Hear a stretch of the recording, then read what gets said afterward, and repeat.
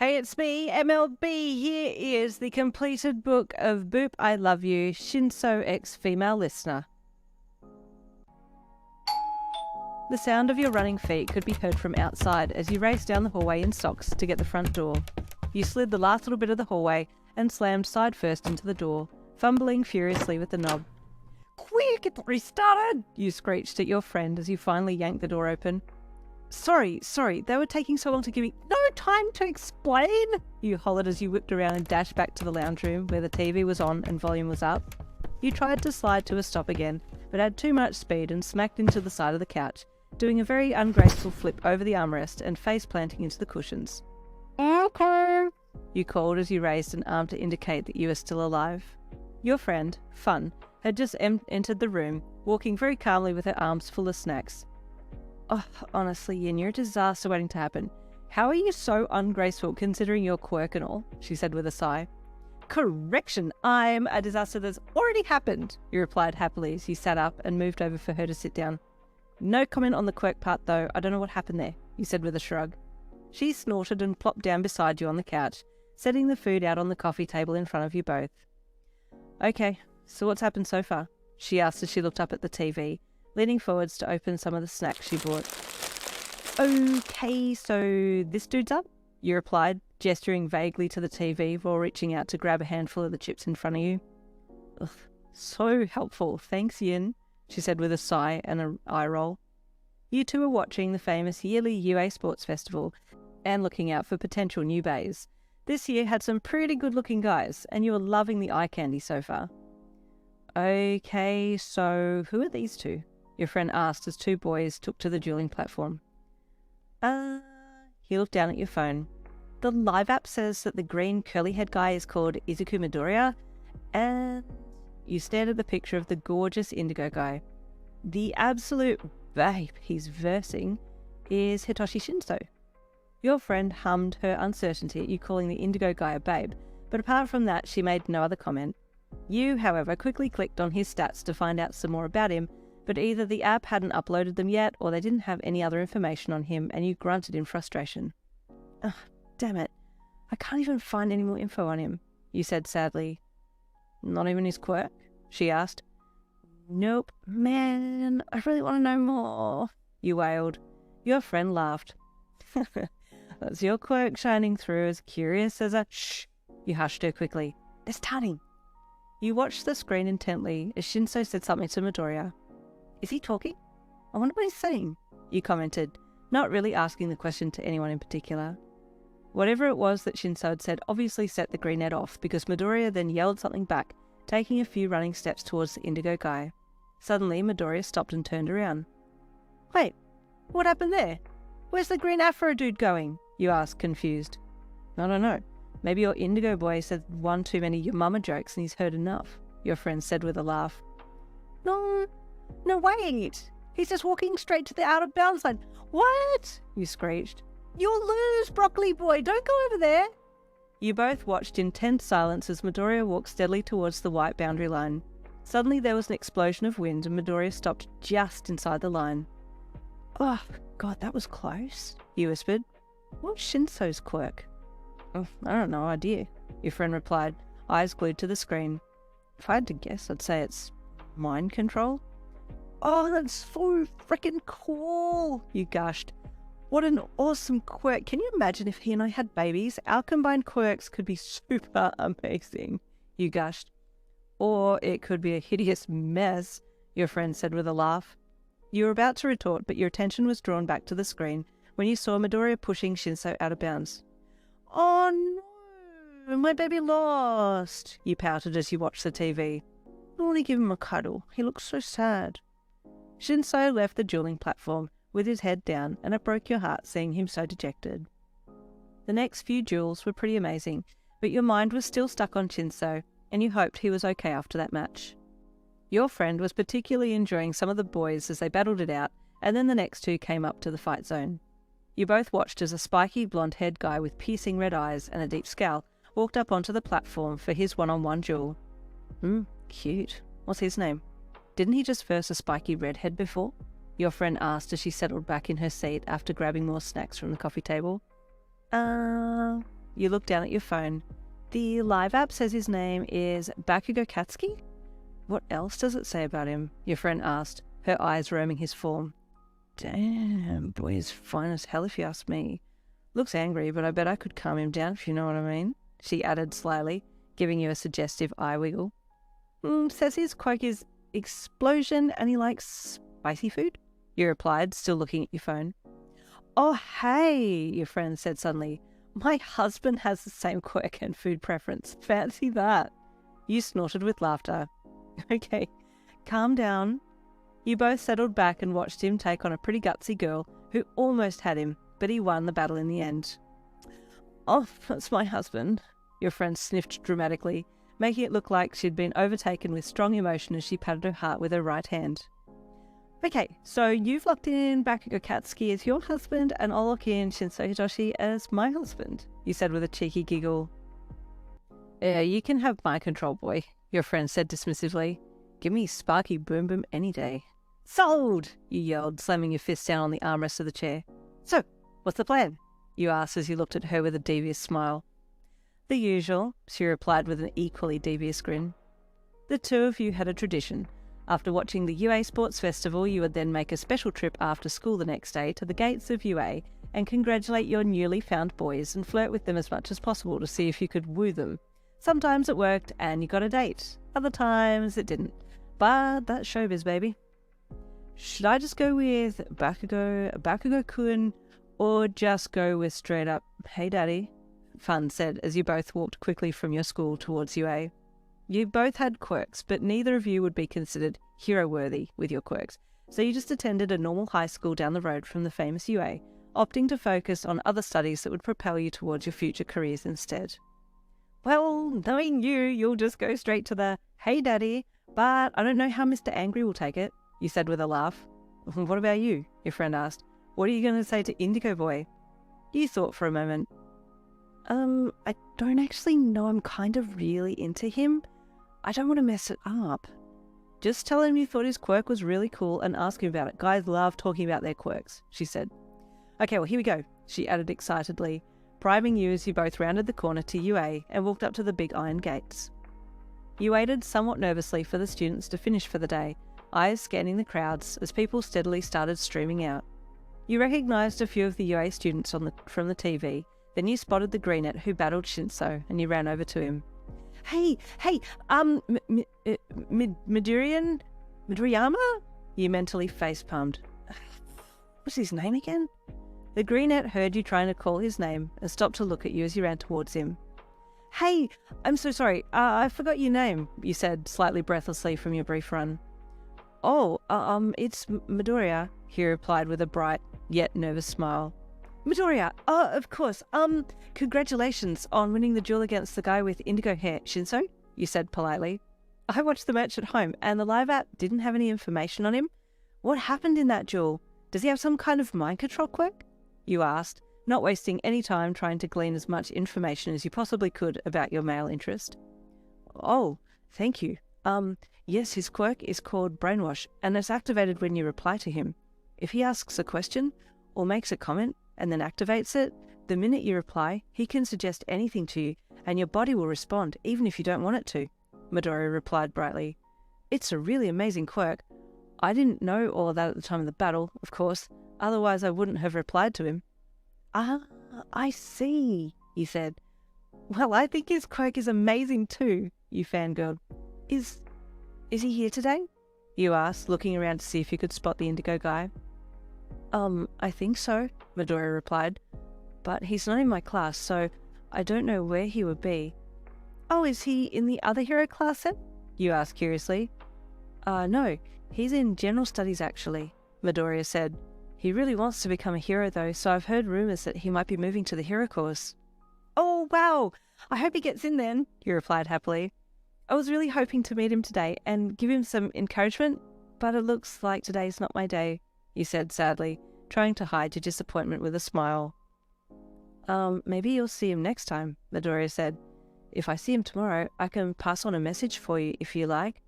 Oh, yes, please, you said excitedly. My name is Yin. Just tell him I think he's cool and I love his quirk.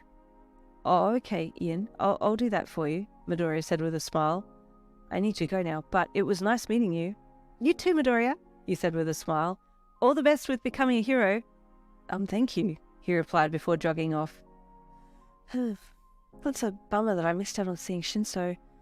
I wonder how fun went with Explosion Boy, you thought as you turned around to look for her. And then he called me an extra? Fun said angrily as you walked home together. You burst out laughing. Are you serious? Yes, serious. The nerve of the guy, she huffed. But I got to talk to his two friends who were super nice. Spiky redhead with sharp teeth and flirty blonde with a black lightning bolt in his hair, she said. Yeah, I think I remember them, you mused. So what, you changed your mind about Explosion Daddy? Well, flirty Pikachu knockoff was super keen on me and he's kind of cute, she replied with a devious smirk. Why is he a Pikachu knockoff? You asked with a laugh. His quirk is electrification, she replied, and he looks like a Pikachu, but in human form. Pika Daddy, I choose you, you commented. Yeah, exactly, she replied. Oh, and hey, I know you didn't get to meet Mind Control Baby, but I got some really juicy info on him, she said excitedly with a mischievous smirk. You will never guess what it is. I give up already, he said immediately. Tell me. His favourite animal is cats. Oh, shut up. No, I'm serious. No freaking way. Yin, I'm dead serious right now. No. You laughed with overwhelming excitement. You're lying. God, does he really? Please don't be messing with me. I am super dead serious right now. Your friend promised. Kaminari, Pikachu Daddy, told me. He's friends with Shinsou apparently, and he told me that Shinsou loves cats. Oh my god, this is perfect! You screeched, jumping up and down as you yelled. So what are you going to do? Your friend asked. You have the perfect opportunity to get close to him. I don't know. I'll think about it, but that's amazing. You squealed, hugging your friend. Okay, you're welcome, she laughed. If you need anything, I'm always here, yeah? We can do the whole, please help me, my cat is stuck in a tree thing again if you like. You shuddered. You're like, yeah, nah. The last time we did that, the guy did not know how to handle cats, so I'm not doing that one again. Okay, she laughed. Well, whatever you come up with, I support it 100%.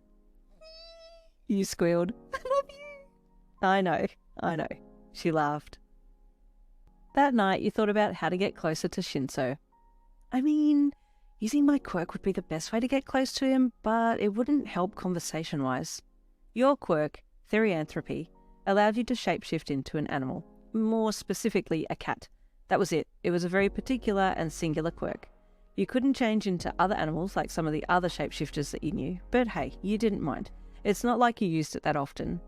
The only times it came in handy was when you were wished to get from one place to the other without being seen in human form, but even then it was difficult, as your quirk duration only lasted 5 minutes.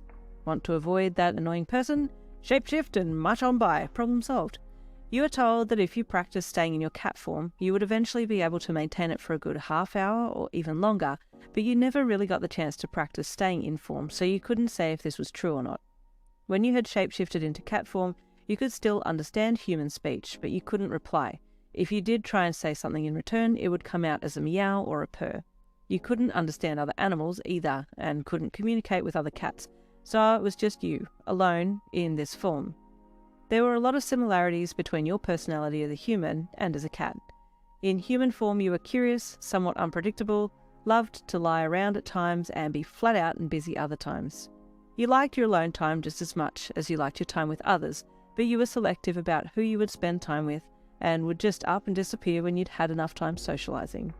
When in cat form you were a pure white, pretty-looking cat with intelligent blue eyes that sometimes showed a little too much emotion, more than the average cat would show.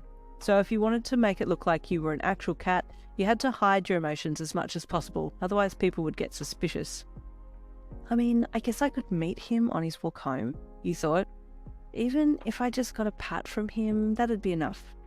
You hopped up from where you were lying on the bed and walked over to your mirror and shapeshifted into cat form, looking at yourself in the mirror. I mean, it'll do, you thought as you turned side on and looked at yourself and then sat down. Okay, now to see how the voice sounds. You tilted your head cutely as you looked at your cat body inside profile. Hi, you meowed. It was a medium tone, a cute little meow, and you smiled internally. Yeah, that's cute. That'll get his attention. Suddenly your nose started to tingle. The nose tingle was the sign that your quirk was about to run out, and you were about to shapeshift back to human form. Whew, okay, beware the nose tingles. I gotta get away from him as soon as I feel those tingles, otherwise he's gonna see me transform, and that will be the end of my little attempt to get close. The next day at school, you told your friend about the plan to run into Shinsou, and she laughed. It's perfect, she replied. It's foolproof for getting his attention, but also good for conversation, but guess you can't have it all. You sighed. I know, but all I want is a pat, and that's it. I'll be happy with that. Your friend hummed. Okay, we'll see if that actually does satisfy you. That day after school, you both headed over to UA for her to see her boys, and for you to try and catch a glimpse of Shinsou and trail behind him for a bit before turning into a cat. You sat on a low wall nearby and pulled your phone out, making it look like you were innocently waiting for someone while occasionally glancing up to see if Shinsou had come out yet. Finally you spotted him, and your heart started racing. Oh my god, am I actually doing this? Okay, stay calm. God, he's so cute. Okay, breathe and follow from a distance, you mentally coached. You hopped off the wall and started walking in the same direction as Shinsou, slowly, as if you weren't following him. But the further that you got from the school, the less amount of people seemed to be going in the same direction, and soon it would look suspicious with you just following him. You looked around for somewhere to drop your school bag and chucked it in behind a bush, making a mental note to come back for it later. You glanced around quickly to make sure no one else was around, and then shapeshifted into cat form, jumping up on the brick wall nearby and running along to catch up to Shinsou. As you got closer, you called out to him. Hey, wait up a minute! He heard your meows and stopped immediately, looking back over his shoulder and up at you as you padded up beside him atop the wall. You stopped just next to him and looked down. He smiled at you. Hey, he said, extending his hand to you. You're cute. You blushed madly internally and tried to refrain from spazzing out in your cat form. Oh my god, she just called me cute, oh my god! You leaned your head down to him to receive a pat, and his gentle hand met your fur just between your soft white ears. You don't have a collar, he commented. Are you a stray? You're pretty friendly for a stray, he added as his hand slipped from your head around under your chin, scratching you gently. Oh my god, this feels so good, you purred. You're really well kept for a stray too, he pointed out, looking you over with his tired, deep purple eyes, ending with your beautiful blue eyes staring deeply into his. You blushed and pulled back, looking away to hide the emotion in your eyes. You heard him chuckle deeply, and you glanced back at him from the corner of your eye. You're funny, he said with a smile. Do you live around here? You felt your nose start to tingle and freaked out, turning and bolting away along the brick wall before dropping down onto the other side of the wall into someone's backyard. You landed just before you shifted back into human form. Oh my god, that was so close, you gasped internally. You sat down on the grass in the backyard and waited to catch your breath, pulling up images in your mind from the interactions you'd had with Shinsou. Oh my god, he's so amazing. He's kind, gentle, and he's really, really cute, you thought as you squeezed your eyes shut and grinned from ear to ear, doing a happy little closed-fisted arm flail and foot stomp. And he called me cute! After waiting a while, you hopped up and turned back into cat form, jumping back up onto the brick wall and heading back to where you'd dropped your bag. And then he looked deep into my eyes and I nearly passed out, you squealed to your friend the next day at school as you were sitting down to eat lunch. So you're happy now? You got your head pat, didn't you? She asked. You looked at her. Well, yeah, I guess. You're lying, she laughed. Yeah, okay, I am. So sue me. Damn it, I want to see you again, you wailed pitifully. You can, your friend replied nonchalantly with a shrug. You know some of his route home, so just meet him on the way home and spend a bit of time with him each day. Easy. It's not weird? You asked. Well, no, because he thinks you're a cat. He doesn't know you're a human shape-shifting into a cat, so you can see him each day, she said with a laugh. Well, I'm going to see him today anyway because reasons, and that's all that really matters, you said solemnly.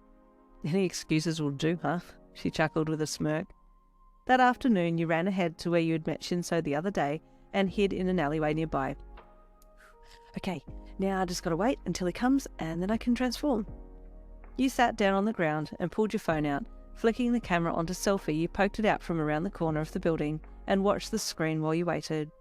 It wasn't long before you saw him walking quietly along with his hands in his pockets, and you quickly pulled your phone back and put it in your bag before pushing it behind a nearby bin. Okay, my time to shine, you thought as you activated your quirk, transforming into a pretty white kitty and heading out from the alley. Shinsou smiled when he saw you coming and crouched down. You trotted happily towards him with tail in the air, meowing softly as you neared him. Hey cutie, he said tenderly with a smile as you came within reach and booped your nose against his fingers before rubbing the side of your face against them. I was wondering if I'd see you again today, he said as he continued to smile at you. Ooh, looks like I've already got him under my spell, you thought with a giggle. Do you live around here? Shinsou asked as he continued to pat whatever part of you he could reach. I asked you that yesterday, but you took off on me. You ignored his question and walked a little closer to him, hesitantly rubbing your head on his knee. He chuckled and scratched behind your soft white ears. I really love cats, but I don't have any, he said slightly sadly. It's just me at home. I wish I could keep you. You looked up into his sad, tired eyes and your heart melted. Oh, this poor guy is all alone. He needs company. He continued to look down at you softly and scratched under your chin. Well, I guess this'll do, seeing you. I hope I get to see you every day. Maybe tomorrow I'll bring you some. But the tingle in your nose cut his sentence short as you turned and bolted away. You tore back down the alley that you had hidden in human form and jumped the back fence, disappearing into another connecting back alley, and there, behind a dumpster, you shapeshifted back into human. Ugh, classy, nothing like shapeshifting behind a bin. Shinsou had been caught off guard by your sudden disappearance and remained crouched in the middle of the street for a few more seconds, disappointed that your meeting had been so short. He sighed and stood up, continuing on his way. As he passed the alley that you had disappeared down, he threw a hopeful glance down into the darkness, hoping to see you again, but you'd disappeared. When he didn't see you, his face fell, and he walked on to his lonely apartment.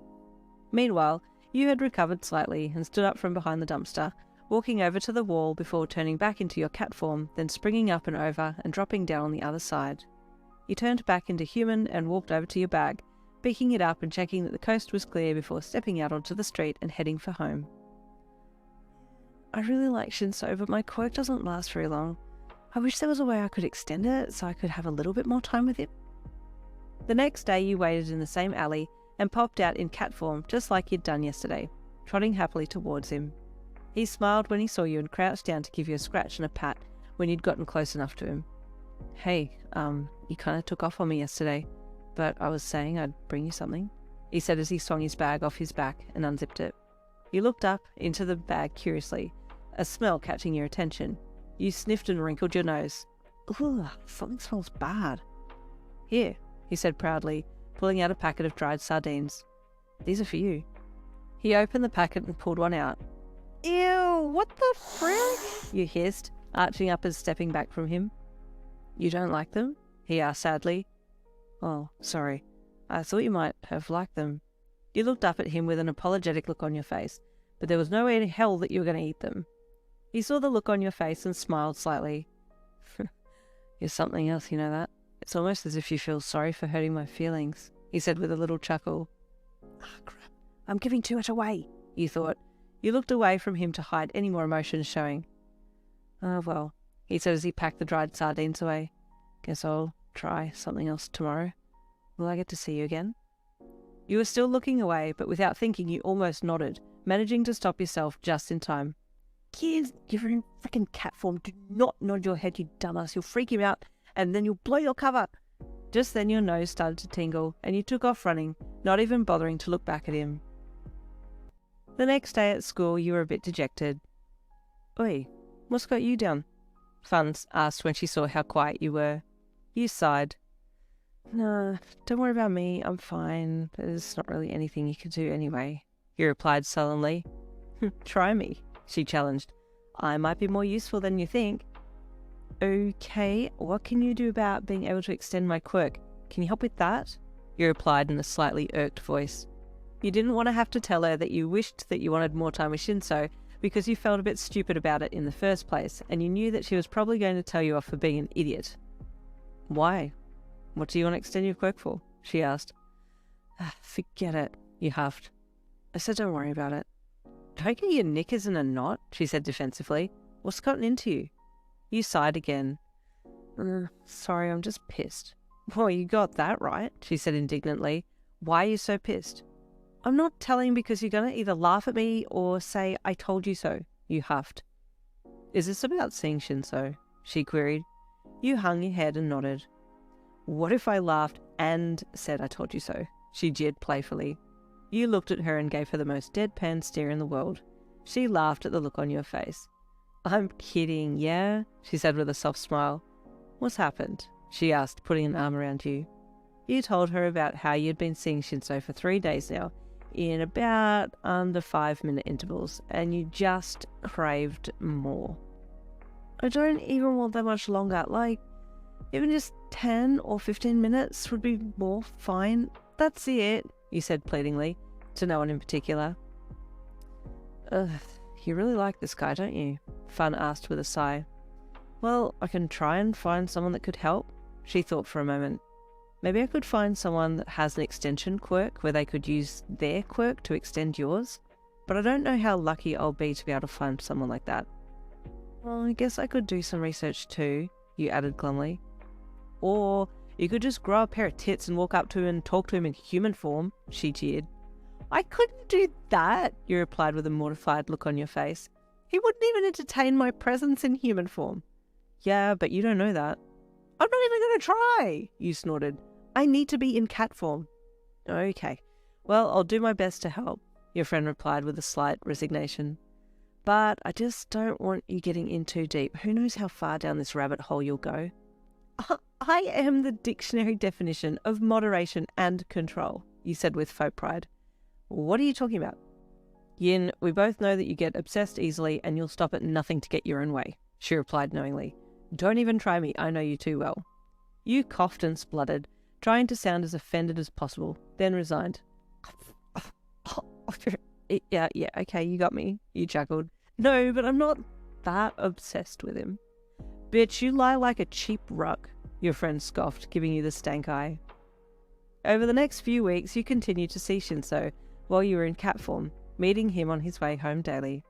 It was obvious that he enjoyed seeing you, and you were getting more and more attached to him. Those under 5-minute intervals just seemed to be getting more and more torturous than ever now because you desperately wanted to spend more time with him, but you couldn't, and that annoyed you. Each night you would search the internet for some way to extend your quirk, but nothing seemed to fit what you were after.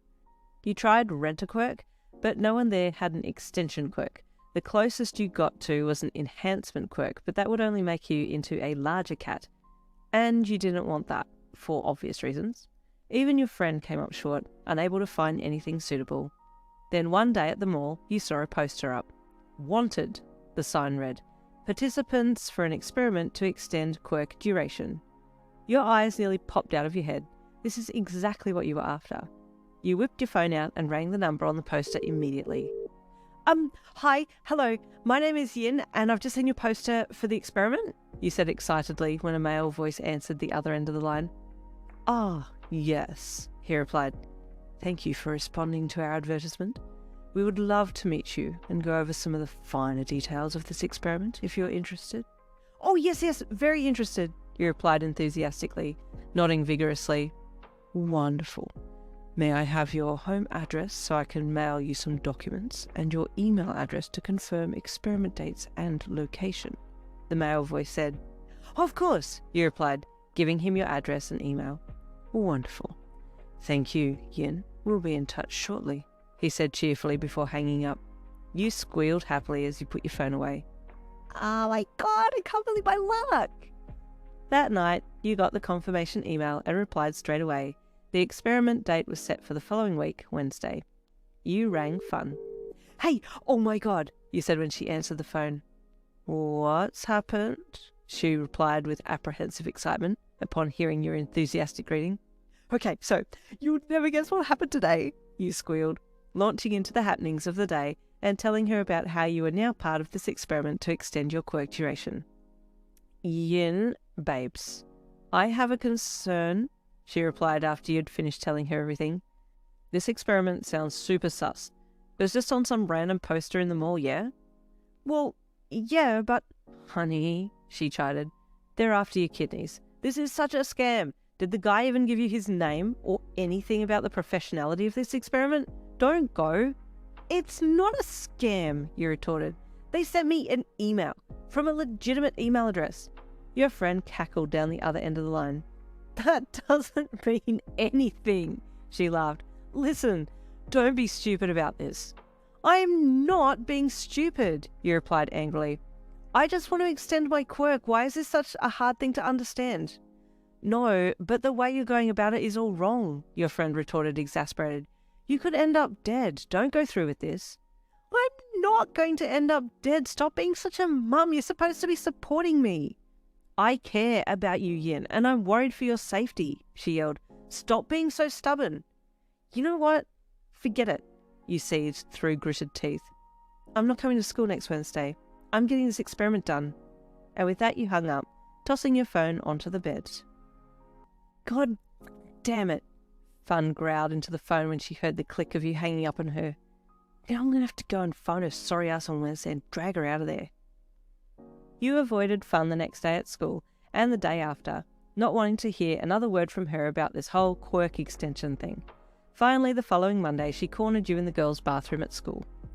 Hey, listen, she said lowly as she blocked the door with her body, arms up against the door frame, refusing to let you out of the bathroom. You need to stop avoiding me. Can we please just talk this out? No, you replied stubbornly, because anything you say is just going to fall on deaf ears. Don't waste your breath. Damn it, Yin, I care about you, okay? She shouted, tears pricking at the corners of her eyes. Then she lowered her voice. I'm not trying to stop you because I'm a heartless bitch. I'm just trying to warn you that this could be dangerous. At least let's set up some kind of escape plan so that if it ends up being a child sex trafficking joint, I can get you out of there, she said, thoroughly irritated by your foolishness at not thinking this through properly. You stood there staring her down with your arms crossed. You didn't want to back down now or yield to her suggestion, but you could see how worked up she was getting about this, and it wasn't like her to cry for no reason. Finally, you spoke. Okay, fine, what plan did you have in mind? Look, it could be something as simple as you giving me a time frame. If you're not out of the experiment building within 20 minutes, I'll call the police, she said, giving vague hand gestures. Yeah, but I don't know how long the experiment's supposed to go for. And what if I'm in cat form and can't text or call you? He replied. Okay, well, what if you swallowed a tracking beacon or something and I'll watch from outside, and at least if they drug you and move you, I can see where they're taking you? Fun, where the hell are you going to get a tracking beacon? You deadpanned. I don't know, I'll try and find one ASAP, she replied with a flippant shrug. You sighed and rolled your eyes. Well, what if you just came with me? You want me to witness your kidney being stolen? Your friend asked mockingly. How is me being right there beside you going to save your ass? She said with her eyebrows slightly furrowed with annoyance. I don't know, we'll figure it out, but at least you can be right there with me so your mind will be at ease when everything works out perfectly and you feel stupid for worrying so much, you offered cheekily. Okay, fine, I'll come, she sighed. I don't want to let you out of my sight anyway, disaster child. Okay, this building looks shady as fnuck, Fun said suspiciously as you both walked up to the doors. It was that fated Wednesday, and you were pumped. Well, you were pumped until the reality of the whole situation started to set in, but you weren't about to admit that to your hesitant friend. You swallowed thickly as you looked down at the address that you'd scribbled on a piece of paper, and then back up at the address above the door to the building. Yup, this is it, he said with faux enthusiasm, trying not to look nervous in front of your already very suspicious friend. You pushed the doors open and walked in, followed by her. Hello? A man at the front reception desk greeted politely. Hi, he said brightly. I'm here for the quirk duration extension experiment. Ah, yes, the QDEE, he replied confidently. Head down the hall. It's the third door on your left, he said with a smile. Great, thank you, he replied, and turned to head off down the hall. Yen, your friend hissed as she came up beside you. Weren't you supposed to bring any, documents for the experiment or something? Didn't you say they sent some things to your house for you to sign? You hummed in question. Oh, yeah, I never ended up getting them. All good, though. Your friend groaned. Seriously, woman? It's fine, he said with a dismissive hand wave. This is legit. They even have an acronym for the experiment. QDEE. Fun groaned again. Ugh, bitch, we're about to die up in here. What the actual fnuck have you got us into? You ignored her as you approached the third door on the left and knocked. A middle-aged man opened the door in a white lab coat and smiled at you. Are you here for the experiment? He asked. Yes, I am, you replied with as much confidence as you could muster. He looked at your friend who was standing behind you. And you, miss? I'm here to witness whatever lawsuit my idiot friend has gotten herself into, Fun replied dryly. The man didn't quite know what to say to that, so he just cleared his throat and stepped back with a wide sweeping arm gesture to invite you both inside the room. The man in the lab coat said, I'm the professor. Wait, hold up, your friend interjected. Not a doctor, just professor. Professor of what? Research, the man replied bluntly. And your name would be? Your friend asked, crossing her arms across her chest. Just Professor will do, he replied with a forced smile. Right, your friend said skeptically. Anyway, he said stiffly, thank you for volunteering to take part in the experiment. He looked at you for you to give your name, as he gestured for you to sit down on the examination table that was set up, and he took a seat at the desk. Yin, you replied happily, with the biggest grin on your face, bouncing up onto the table and swinging your legs like a delighted child about to be given a lolly. Fun rolled her eyes as she walked up beside you and hopped up on the table. Yin, the man said kindly with a smile. Now, you should have received some documents from us about a week ago. Did you get them, and do you have them with you now, signed and initialed like we asked you to do in the letter attached? Nope, you replied brightly. Didn't get 'em, but doesn't matter, does it? I give you my verbal consent, you said, proud as punch at the use of big words. Your friend groaned. This whole situation was starting to stress her out, and the fact that you were so blasé was really starting to get to her, not to mention how unprofessional and shonky this professor dude seemed to be. You smiled across at her, placing your hand on hers and patting it reassuringly. If he steals your kidneys, I'm not chasing him to get them back, your friend hissed quietly under her breath to you. Who needs a kidney anyway? You replied in a cheeky whisper. Plus, I'd give my left kidney to spend more time with Shinsou anyway. Jesus, take the wheel, your friend cried softly. The professor looked from you to your friend and then back to you again before sighing. Okay, let's get this started then, shall we? Okay, so aside from the overall questionability of this experiment, is no one here going to question the fact that there are absolutely no legal binding documents involved here? Your friend said, her voice going from mellow to sharp in an instant, crossing her arms and scowling at the professor. You and the professor just ignored her, and he got up from his chair and started setting up for the experiment. He walked over to a cabinet nearby and pulled out some vials, needles, and a sterile tray before returning back to speak to you again. Okay, so how this works is, he said, as he walked over to you with the equipment, pulling up a chair and facing you. We'll need to take a blood sample from you, and then we'll endeavour to extract the quirk protein from your blood, potentize it, then re-inject it back into you and see if it prolongs the duration of your quirk. You beamed from ear to ear. Yes, please, that sounds perfect. Okay, could you please tell me a little bit about your quirk and why it is that you wish to extend its duration? He asked as he turned back to the computer on the desk nearby. You glanced at your friend quickly and she looked at you with a raised eyebrow. Yes, Yen, why don't you go ahead and tell us why you would like your quirk duration extended? She asked with a bit of a smug smile pulling at her lips. I want it extended because it would be useful for some of my daily activities, you said, answering the question as vaguely as possible.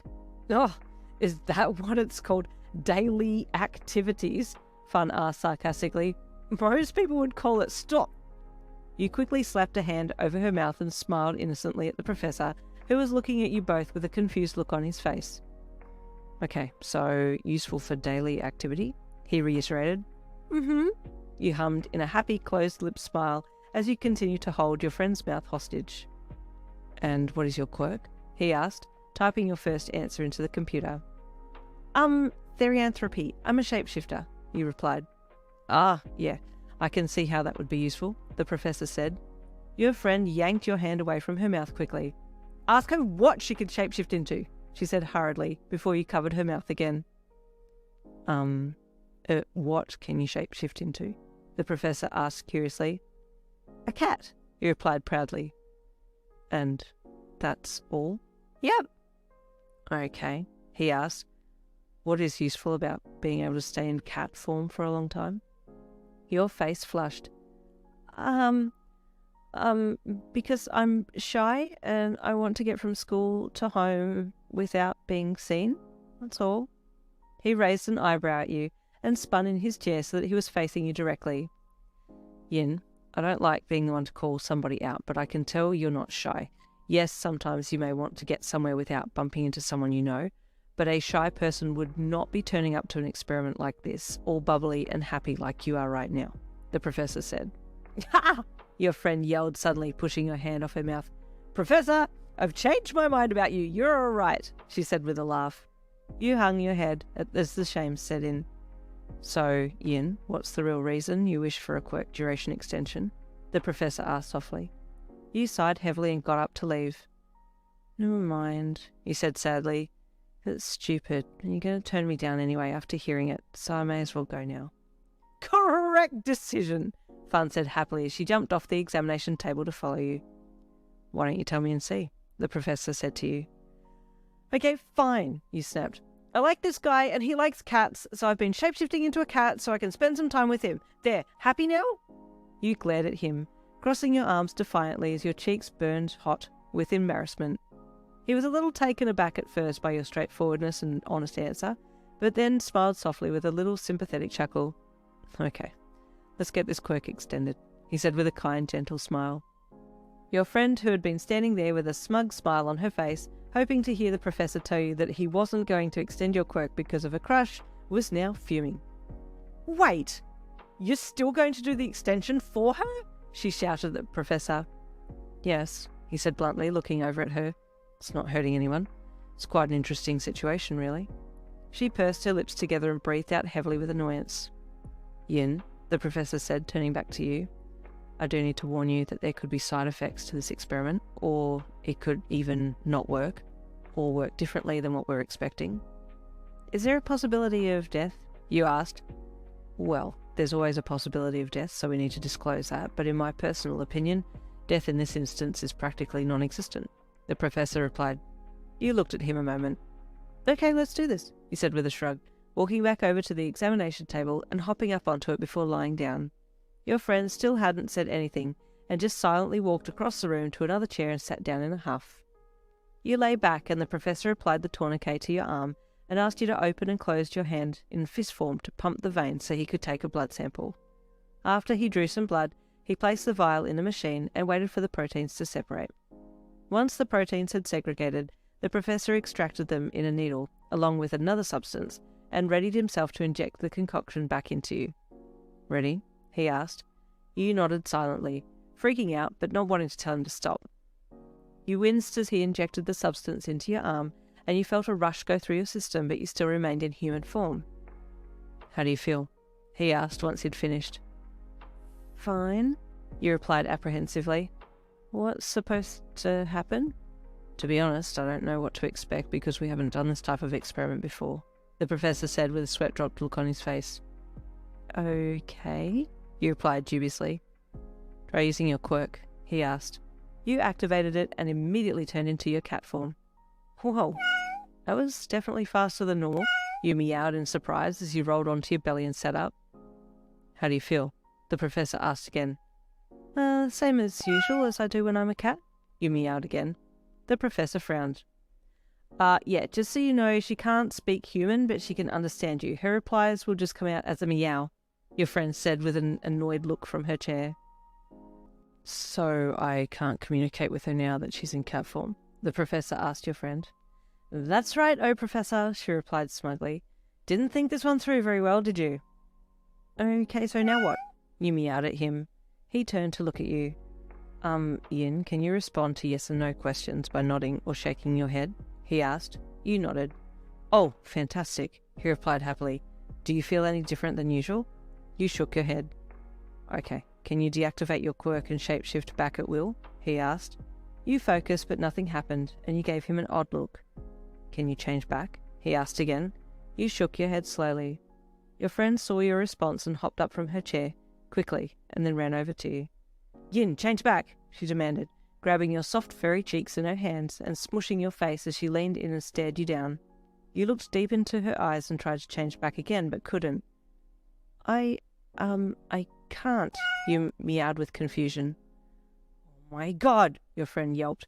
She's stuck in cat form. She let go of your face and spun to face the professor. This is all your fault. Come now, let's not panic, the professor said calmly. She'll probably be able to turn back in a few more minutes. Her quirk has been extended, so it may be in a stronger form so that she can't control it at this point. But as it starts to wear off, she might be able to control the activation again. That's not fine for you to say, your friend shot at him. You're not the one stuck in cat form, she said, throwing her arm out and gesturing to you, as if to point to Exhibit A, the case in point. Has anybody asked how I feel about this? You meowed suddenly. They both looked at you. This is the best day of my life. I'm so happy right now, you meowed enthusiastically. Oh my god, she's freaking out, Fun cried. Yin, it's okay, babes. Stay calm. We'll change you back. No, you idiot. I'm happy that I'm stuck in cat form, you hissed at her. It's okay. Don't be angry with this idiot professor. He'll change you back soon, your friend said, glaring darkly at the now apprehensive professor, who interpreted your hiss as anger at the whole situation. You scowled at your friend, and then walked over to the edge of the examination bed and reached your head out to the professor, trying to rub your head against him. Instinctively, he reached out to you, and you purred your thanks to him as his hand came in contact with your head. I think she's happy, the professor said quietly, watching as you shut your eyes contentedly and let him give you a pat. There was a moment's silence, and then your friend sighed. Ugh, yeah, that'd be right, she said in a dead tone. She's probably stoked that she can't turn back into human. You opened one eye and looked at your friend, nodding as you still received pats from the professor. She groaned and shook her head. So what now? Your friend asked the professor. Do we stay here and wait for the quirk enhancement thing to wear off? Well, yes, that would be best, the professor said. I might need to take some more blood samples so I can determine what's going on while she's in quirk form. You sat back on the bed and just looked at the two of them as they continued to chat. Finally, after discussing a few more things, the professor turned to you. Now, can I take some more blood samples? He asked you. You lay back down on the bed in compliance and your friend snorted with amusement. That would be a yes, I assume? You nodded. I'm going to have to shave a part of your leg, Yin, so that I can find the vein. If that's all right, the professor asked. You nodded again and watched as he walked to a drawer nearby and took out a razor before coming back and gently taking your front left leg. Okay, here we go. After taking some more samples of blood and checking them under the microscope, he came back to discuss the results. Okay, I have some good news and maybe some bad news, he said hesitantly as he took a seat next to you on the examination bed. You cocked your head at him, waiting for him to continue. Okay, the good news is that your quirk has definitely been extended, so that's wonderful, he said, and then he paused. Continue, your friend snapped loudly from behind him. You both jumped. Well, it appears that it's been extended for an undefined amount of time, the professor added sheepishly. Undefined meaning, your friend prompted as you looked from her back to the professor. Undefined meaning for an unspecified amount of time, leaning more towards the permanent end of the time spectrum, the professor added hesitantly. Oh my god. Yin is permanently a cat now? Your friend gasped. For the foreseeable future, yes, the professor said, but I'll be working on a reversal, so I can promise you that much. Wait, so I can spend an unlimited amount of time with Shinsou now? Is that what you're saying? You meowed, standing up with a very happy look on your face. Your friend looked at you. That look on your face looks happy. You're happy? You nodded enthusiastically while purring. Yin, I must warn you though, the longer you remain in cat form, the more you will find cat-like qualities manifesting. And at first you may be able to suppress these desires, but over time you might not, he said. So if you feel the need to chase birds, laser beams, or even lick yourself clean, then don't be too alarmed. Oh, okay, that's going to be a bit weird, but I guess that's not too bad, you thought as you just blinked at him. What's more price to pay, really? Okay, well, I'll continue looking into your quirk, the professor said. You're welcome to stay around, but I can't guarantee that I'll have the reversal serum ready by today. It'll take some time. So, now we go and come back another day? Fun asked the professor. Well, yes, that would be the best option right now, seeing as I don't think Yin will be able to change back anytime soon, he replied. I don't mind, you meowed. Yin, you can come to mine if you want, your friend said with a sigh as you turned to her. You nodded.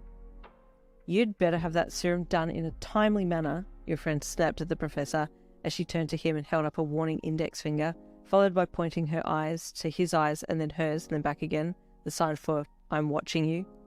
You jumped down off the examination table and rubbed yourself against the professor's leg, meowing your thanks to him for him turning you into a cat permanently before turning to your friend and trotting beside her as she headed out of the room. The whole way back to her house she was semi-fuming and muttering about disaster and can't trust your stupid ass as you padded silently beside her, a stupidly big grin on your fluffy little cat face, with your tail straight up in the air and flicking slightly with happiness. So, now what do we do with you? Your friend asked as she let you into her room at home. I don't know, but this is great. No school, no responsibilities. I can meet Shinsou whenever I want to, no time restrictions. You meowed softly as you jumped up onto her bed and lay down. You don't even look fazed by all of this. Do you even care? Your friend deadpanned. You shook your head and stretched out on her bed covers. Suddenly your head shot up and you looked around wildly. What time is it? You meowed urgently. What's wrong? Your friend asked. What time is it? Is school out yet? I need to go and see Shinsou. You meowed as you sat up and looked around. You looked at her alarm clock and read the time. 3:40 p.m. Oh crap! You yelled. I don't want to miss seeing him today. This is my debut. We can spend hours together. Whoa, whoa! Your friend yelled as you dashed off the bed and ran for the bedroom door, jumping up at it frantically. Where are you going? You turned and dashed back to the alarm clock by her bedside and tapped the screen of it with your paw, urgently trying to point out to her the time. She frowned in confusion, then suddenly realized what you were trying to tell her. Oh, school's finished and you want to go see your boyfriend, she chuckled. Okay, I'll open the door. Don't be too long though. She opened the bedroom door and you dashed out and down the hall, heading for the front door, but not stopping in time and slamming headfirst into it in your haste. God, Yin, nothing changes, does it? Fun sighed as she walked out and down the hall to open the front door for you. Go and enjoy, she added as she pulled the door open. Thank you, you meowed as you took off out the door and down the street. You knew the streets well and tried to take as many shortcuts as possible to make it to the place that you usually met with Shinsou on time. I'm late. I'm going to be so late. I'll miss him, you panicked as you ran. As you rounded the corner to the street that you usually met him on, a beautiful sight met your eyes. There was Shinsou sitting on the side of the street with his back up against the brick wall, just waiting. You're still here, you meowed excitedly as you ran up to him. He heard your meow and looked in your direction, a big smile gracing his face as he saw you running towards him. He sat up off the wall and opened his arms. You ran and jumped straight into them, giving him the biggest cat cuddle you could muster, purring and rubbing your face into his chest. He chuckled deeply and stroked you from head to tail. Hey there, cutie. I've been waiting for you, he said softly. Is that weird? You almost shook your head as you pulled back to look at him in the eye, but stopped yourself at the last second. It's not even remotely weird compared to what I've just done so I can spend more time with you, you thought with a laugh. I'm just so excited that you like seeing me as much as I like seeing you, you meowed gently. I wish I could take you home with me, Shinsou said sadly. It's very quiet at home. You jumped off his lap and started walking down the road in the direction of his house. He watched you walk away, thinking you were leaving already, but when you stopped and looked back at him and didn't take off running, he got up and started following you. You're not leaving? He asked as he walked up beside you. You meowed happily and walked beside him. Are you coming with me? Shinsou asked hopefully. You looked up at him and swished your tail happily. He smiled down at you and kept walking. It wasn't long before you both got to the gates of his apartment that he lived in. Well, this is me, he said with a chuckle. You watched as he punched in the code for his apartment and took note that it was apartment number 5. Did you want to come in? He asked as he pushed the gate open. You happily trotted past him through the gate and looked back over your shoulder to see if he was coming. He had this really happy look on his face as he followed you up to the door, leaning over the top of you to push the door open before stepping past you and leading you up to his apartment. Oh my god, I'm going to be in his apartment, you squealed internally, your tail twitching in time with your excitement. I don't have any cat food here, Shinsou said sadly as he unlocked his door and walked in, with you sneaking past under his feet. You ran in and jumped up on the couch before sitting down and curling your tail neatly around your petite little paws. Shinsou laughed. Make yourself at home, he said with a lopsided smile, gently patting you on the head as he passed you to go to the kitchen. You turned and watched him go to the cupboard. When you couldn't see anything anymore, you stretched up and placed your front paws on the back of the lounge and peered over, meowing your curiosity. You could hear the rustle of chip packets and jumped up onto the back of the lounge to try and see what it was that he had pulled out for his snack. Damn it, I still can't see. Maybe if I jump from here to the kitchen counter? You bunched yourself up and bobbed your head a few times to get a good reading of how far you would need to launch to make it to the counter. Yeah, I'm pretty sure I can make that distance. Doing 2 small little bum wiggles, you threw yourself across the gap between the back of the lounge chair and Shinsou's kitchen bench top. You made it, but you failed to add in that the bench top was made of smooth marble and had no grip surface, so you clawed desperately at the shiny surface as you skidded across it. Oh crap! You meowed loudly as you realised that you were headed straight for the toaster. Unable to stop yourself, you barreled straight into it and crash-tackled it off the bench, leaving you and the toaster landing heavily together on the floor. Whoa! What the heck? Shinsou yelped as your wail and then the sound of you and the toaster hitting the kitchen floor caused him to jump and whip around in surprise.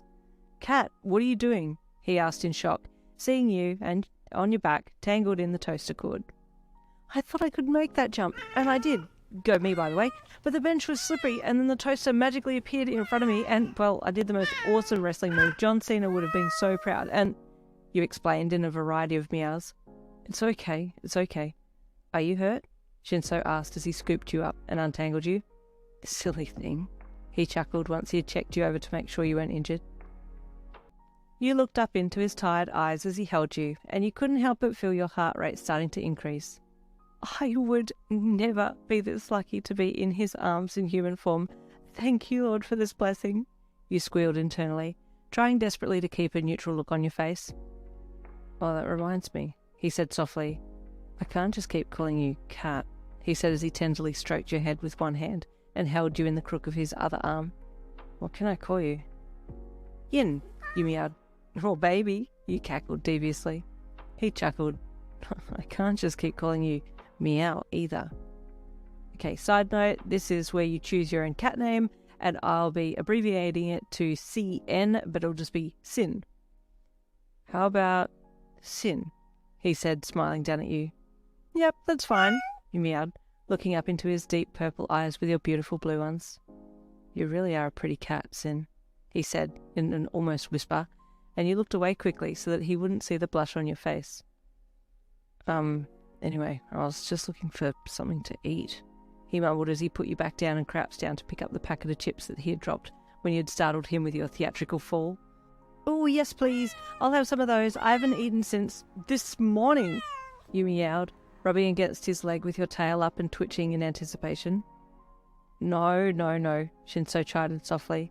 You can't have any of these. These are for humans, not cats. But I am human, you protested with an urgent meow. I have milk for you, Shinsou said, walking to the fridge and pulling the milk out. You cocked your head at him. Milk? Why not just straight up water? Oh, wait, have you got any of my favourite drink? He pulled out a small bowl and put some milk in it before setting it down on the floor in front of you. There you go, he said proudly as you sniffed at it. What am I supposed to do, drink this out of a bowl?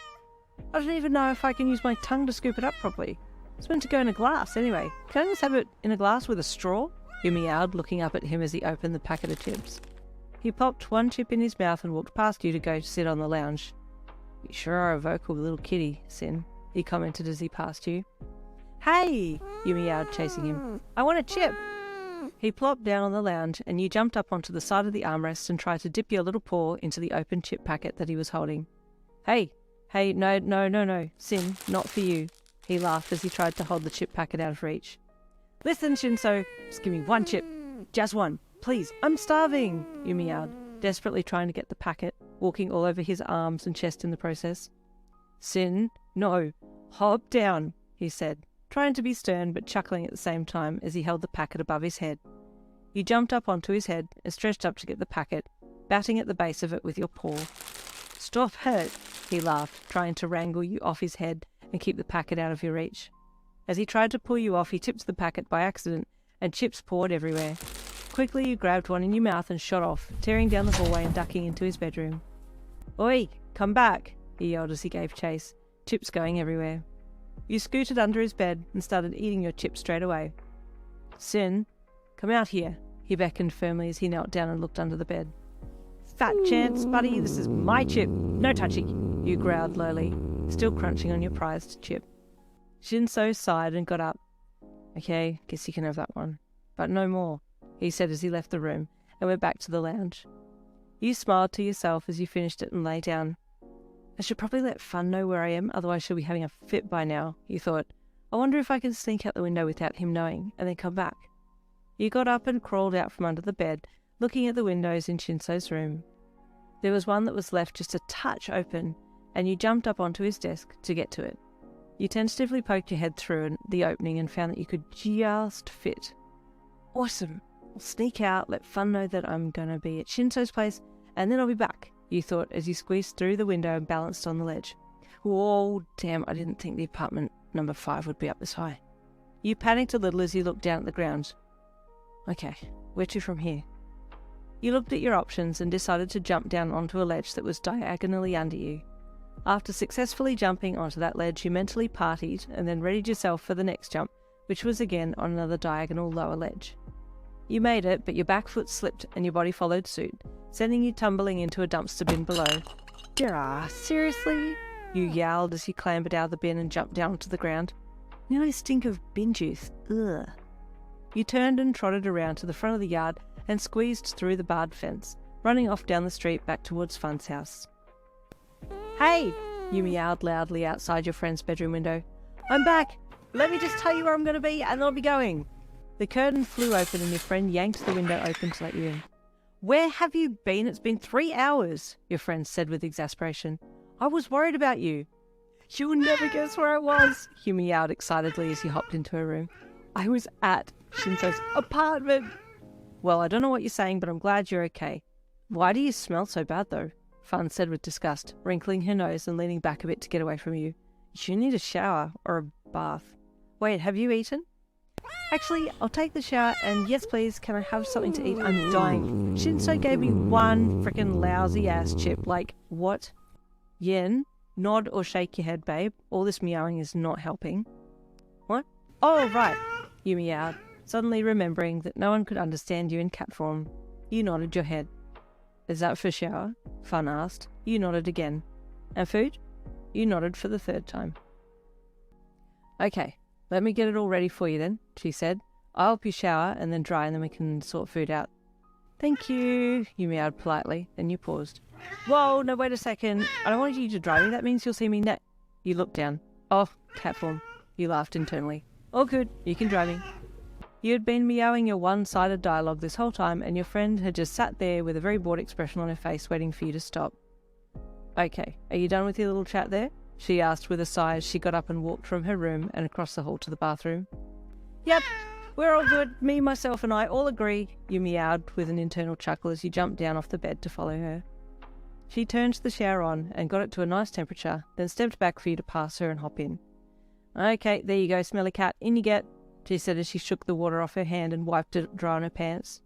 You hesitantly put one little toe bean into the shower and immediately retracted it. I don't know why, but I don't like this," you meowed, looking up at her. "What's wrong?" she asked. "Too hot?" She reached in and adjusted the temperature. You shook your head. "No, I just don't want to go in all of a sudden," you meowed again.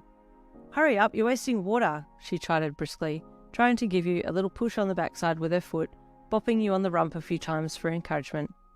"Oi, don't do that, you asshole. I just said I didn't want to go in," you hissed, turning and biting her leg lightly.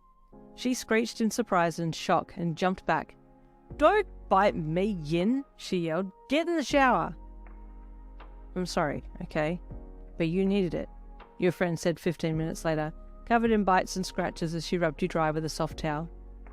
"I told you I didn't want to go in the shower, so you bloody deserved all those bites and scratches, bitch," you growled lowly at her, the pitch of your growl being interrupted by her rubbing your face and neck vigorously. "Okay, done," she said, smoothing your fur down with her hands. "I was thinking some kind of soup for dinner. Might be easier for you to eat." Whatever it is, it had better make up for the fact that you basically tried to drown me in the shower, you growled again, lowly. Okay. I get that you're pissed at me, she said in a vexed tone. But can we please just move on and focus on dinner? You glared at her and she arched up at you. Okay, you know what? If you're going to be like this, I'm going to pull the human card here. You're the cat and you'll eat what I give you, she said with annoyance as she stood up, marching out of the room and down to the kitchen. No, honey, I am the cat here, so I get to say what we're going to eat. I call the shots. Don't you know those are the rules? You meowed as you raced after her down the hall, tail kinked as you bounced along. She walked into the kitchen and started pulling things out of the cupboard to cook with, placing them on the kitchen bench as she went. Wait, where are your parents? Aren't they home tonight? You meowed at her. Listen, whatever it is, the answer is either yes or no, or I'll do it later, your friend mumbled as she crouched down to reach into the back of the lowest cupboard and get some more things out. You need to remember I can't understand you. All I hear is incessant meowing. You looked up onto the bench and, with a little bum wiggle, sprung up and clambered onto it to see what she had pulled out to cook with. All these ingredients look fine, you thought as you tiptoed amongst the jars and tins, sniffing different things here and there. Hold on, wait, what's this? You thought as you sniffed at one jar in particular. Yuck! What the hell? You scrunched your nose up and reeled back on your haunches, one paw raised as you battered the lid of the jar. Hey, what are you doing? Fun asked as she stood up, with the last of ingredients in hand. She walked over and tried to push your paw away from the jar. Don't hit it, she demanded sharply. But I don't like the smell of this one, you meowed with a whine. She turned her back to you to get one last thing, and you reached out for the same jar again, pushing it across the bench with your paw.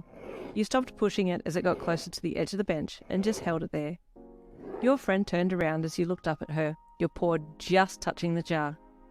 Yen, she said sharply, don't push it any further or it will fall off. Oh, will it? You meowed lowly and sarcastically, a devious glint taking form in your intelligent blue cat eyes. Then I won't have to eat it if it's all smashed, right?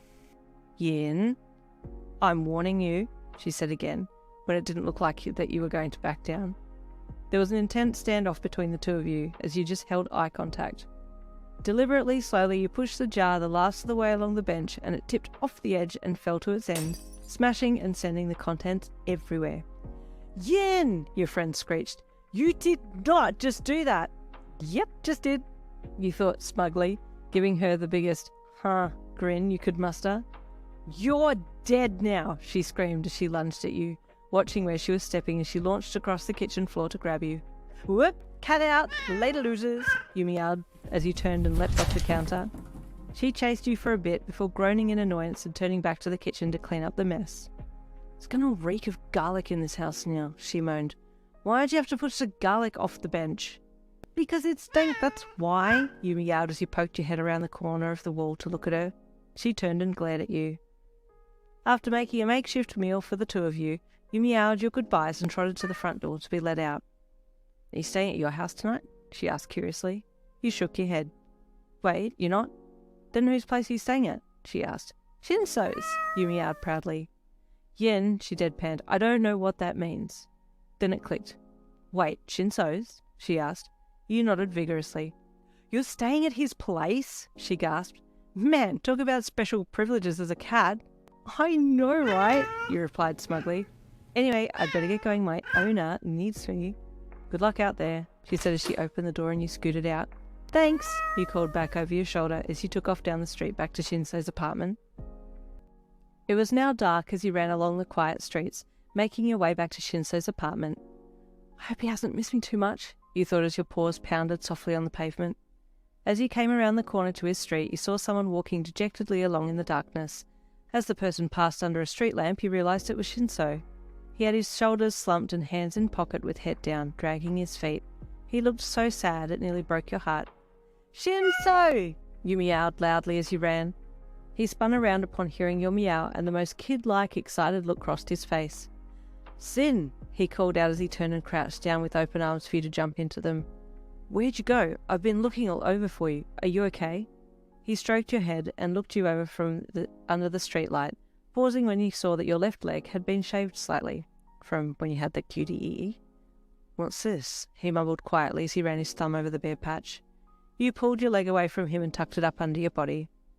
Okay, I won't touch it. he said, smiling with relief that you were at least all right. Come on, let's go home, he added as he stood up with you in his arms and started walking towards the apartment gate. You snuggled down into his warm embrace and let out a light, contented sigh. Home. I like the sound of that. Sin, where are you, kitty? Shinsou called as he walked out of the bathroom a little later with a towel wrapped low around his waist. You lifted your head and looked over your shoulder from where you'd sprawled out on the lounge.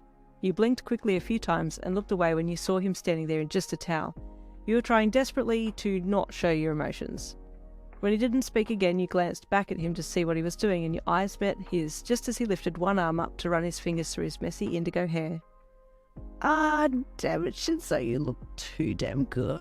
Please stop before I get a nosebleed, you wailed internally. Don't fall asleep there, he said with a chuckle and a crooked smile. Come and sleep with me. Your brain short-circuited, and you quickly looked away again to hide the blush on your soft little cheeks, raising a paw up and over your face as you face planted down into the lounge cushion. God, Shinsou, don't say it like that, you screamed internally. Kitty? He asked. You looked back at him again. Come on, he beckoned with one hand. You stayed where you were and turned your head away again, laying it down and shutting your eyes. Nah, dude, I'm not sleeping in the same bed as you. That would cause me to have heart palpitations all night. I do think you're cute, remember? You thought as you ignored his calling you to come. Okay, he sighed with resignation. Have it your way, kitty. I'll see you tomorrow morning. Sleep well. You sighed. I did want to sleep in the same bed, but... You yawned and rolled onto your side. I'm actually feeling super wiped today anyway. Feeling a little weird. Quickly you slipped unconscious. It was close to 4 a.m. when Shinsou woke up. Why did I wake? He thought as he lay there listening in the darkness. Did I hear something? He was just about to roll over and go back to sleep when he heard a strained meow come from the lounge room and he flew out of bed. Sin? He called urgently as he skidded into the hallway. Sin, what's wrong? You stumbled down the hall and collapsed at his feet. I don't feel well, you meowed weakly. Kitty, you're burning up, he commented as he picked up your semi-limp form off the floor. What's happened? You tried to focus on him, but your vision had blurred, and it was hard to keep your eyes open. Shinsou, please help me, you meowed softly. It's okay. Phone. Where's my phone? Shinsou panicked, running back to the bedroom with you in arms. After placing you down his bed gently, he quickly googled a vet that would be open. Luckily, there was a 24/7 vet open just around the corner from where he lived, and he booked an immediate appointment for you. Not having a cat cage or carrier, he threw some clothes on before bundling you up in his arms and racing out the door. It was a calm and quiet night outside in the streets as he sprinted down the road to the vet clinic. You were fading in and out of consciousness as he carried you in his arms, catching glimpses of street lamps and buildings as he rushed along. Hang in there, he whispered through ragged breaths, looking down into your dazed, unfocused blue eyes as you looked up at him. Before long he reached the clinic doors and threw them open, rushing up to the counter. Shinsou, Anna, Shinsou Hitoshi, with Sin, to see the vet, please, he begged through ragged breaths. Of course, Mr. Shinsou. Right this way, please, the receptionist said, standing up and walking over to a nearby door to let him into one of the consult rooms. The vet will be with you shortly. Shinsou nodded his thanks and walked in to wait for the vet, still cuddling you close to him. Mr. Shinsou, the vet said as he entered through the back door of the consult room. What seems to be the problem with Sin? Sir, she's not well, Shinsou said, placing you gently down on the examination table on your side. She called out earlier, and she was stumbling, and she's hot to touch, and... Okay, the vet said soothingly. Let me look her over. You turned your head slowly and looked up at the vet through droopy eyes. I feel pretty crap, to be quite honest, Doc, you meowed drunkenly. The vet took your temperature and did some other tests, including a blood test, as Shinsou watched on anxiously. Your Sin here has a fever, the vet said finally. So, is she going to be okay? Shinsou asked worriedly. She'll be fine with a little love and care, the vet said reassuringly. Oh, I'm good at that, Shinsou replied proudly. Glad to hear it, the vet chuckled. But, how did she get a fever? Shinsou asked, just so I can make sure it doesn't happen again. Well, from the blood sample we took, it looks like she's had something injected into her, but we can't tell what. It's not a poison or anything, so she'll be fine, but that could explain the fever. It's been in her system for about a day now. Did she go anywhere yesterday? Come to think of it, yes. She disappeared for about 4 hours earlier tonight, but then came back. She had a shaved patch on her leg too, Shinsou replied. Poor thing. What happened to you? He asked as he stroked your head sadly. No, it was before then, you thought. I went to see Fun last night, and she didn't inject anything to me. It was that professor from earlier. Must be a side effect of the quirk extension. Just make sure she has plenty of water and rest, the vet said to Shinsou. If the fever is still there tomorrow afternoon, bring her back.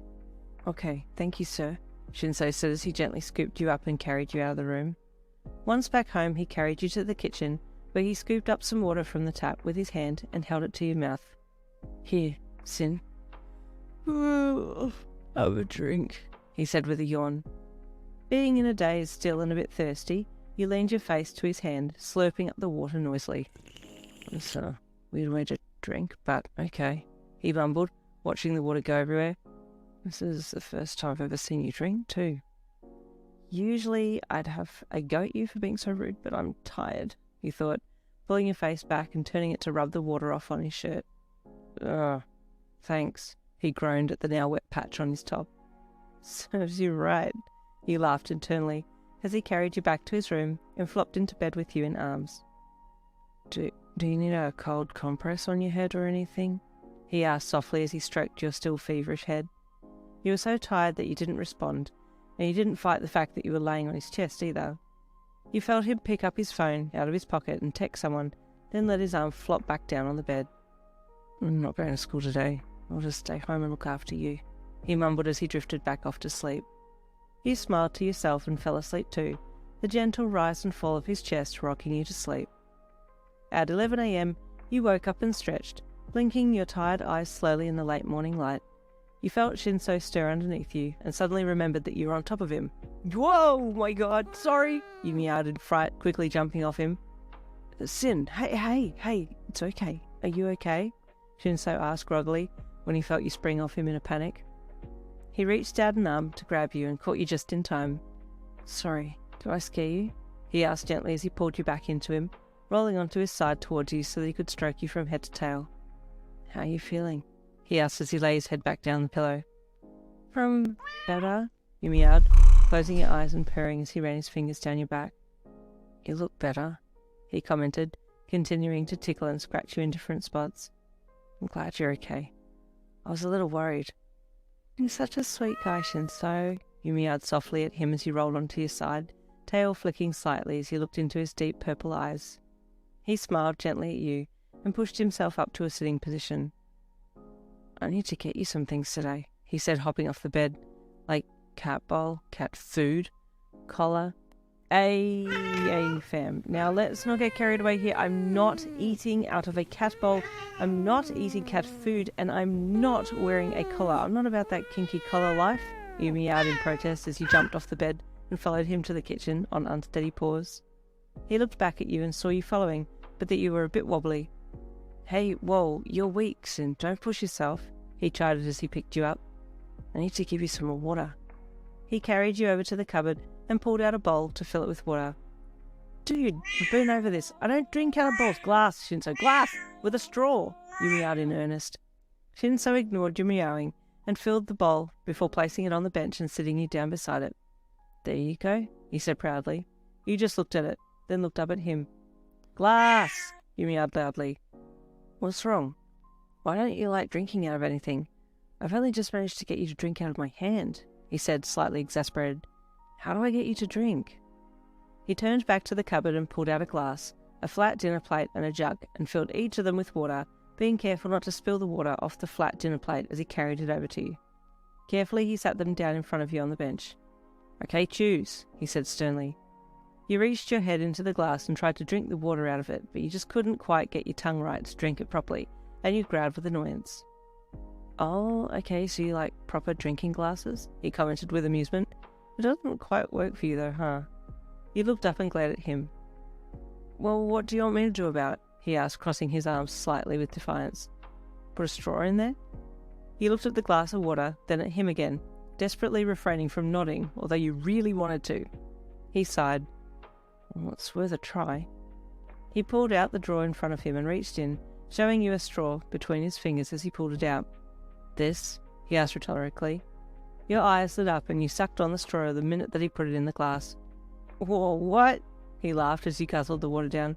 You drink out of straws? What the heck? You gave him the side eye as he continued to drink heartily. This is weird and cool all in one. He laughed again. Where's my phone? I need a picture. No way, buddy. I ain't sucking on a straw for you to post it up on TikTok and get 1 million views, you thought with indignation. He ran back to his room to get his phone, but you had already finished drinking by then and had jumped off the bench top and sprawled out on the lounge. Aw, Sin, he pouted when he came back with phone in hand and ready. Go and drink some more water so I can get a pic. You flicked your tail and looked away. He sighed. Oh, next time. He walked over to where you were and crouched down, unlocking his phone and holding it out to take a picture of you lying on the lounge. You gave him the side eye as you heard the shutter on his phone click. That's my lock screen picture now, he said proudly, turning the phone to show you. You looked at it. Oh, God, I look terrible, you wailed internally. He smiled and stood back up, walking over to the kitchen. Ooh, I need a coffee, he yawned. At hearing the word coffee, your ears pricked up. Oh, yes please, you meowed as you jumped off the lounge and ran to catch up with him. What? He asked as you skidded around the corner of the bench and crashed into the back of his legs. What do you want? Coffee, you meowed, unsmushing your face from his legs and looking up at him.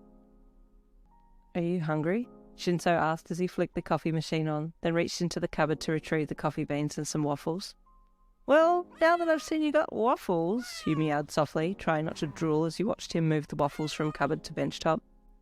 I need to get cat food, Shinsou mumbled as he put one lot of waffles in the toaster for himself.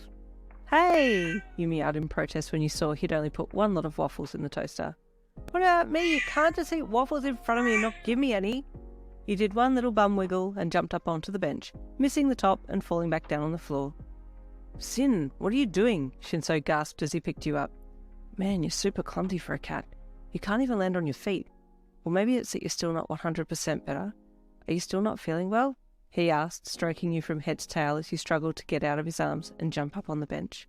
Suddenly the waffles popped up and you seized the opportunity, digging your claws into Shinsou's arm and launching to the kitchen bench. You grabbed the hot waffle out of the toaster with your teeth and took off, throwing yourself off the other side of the bench with your prize. Hey, come back, you waffle thief! Shinsou shouted, holding his arm where you had scratched him and chasing you as you jumped off the bench and ran for his room to hide under his bed again.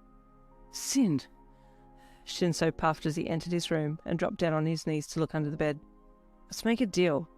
I'll give you the same food as me if you stop stealing my share. You took another bite of the waffle and chewed it down before carrying the rest of the waffle over to Shinsou and dropping the remains into his now outstretched hand to show that you were accepting his deal. Oh.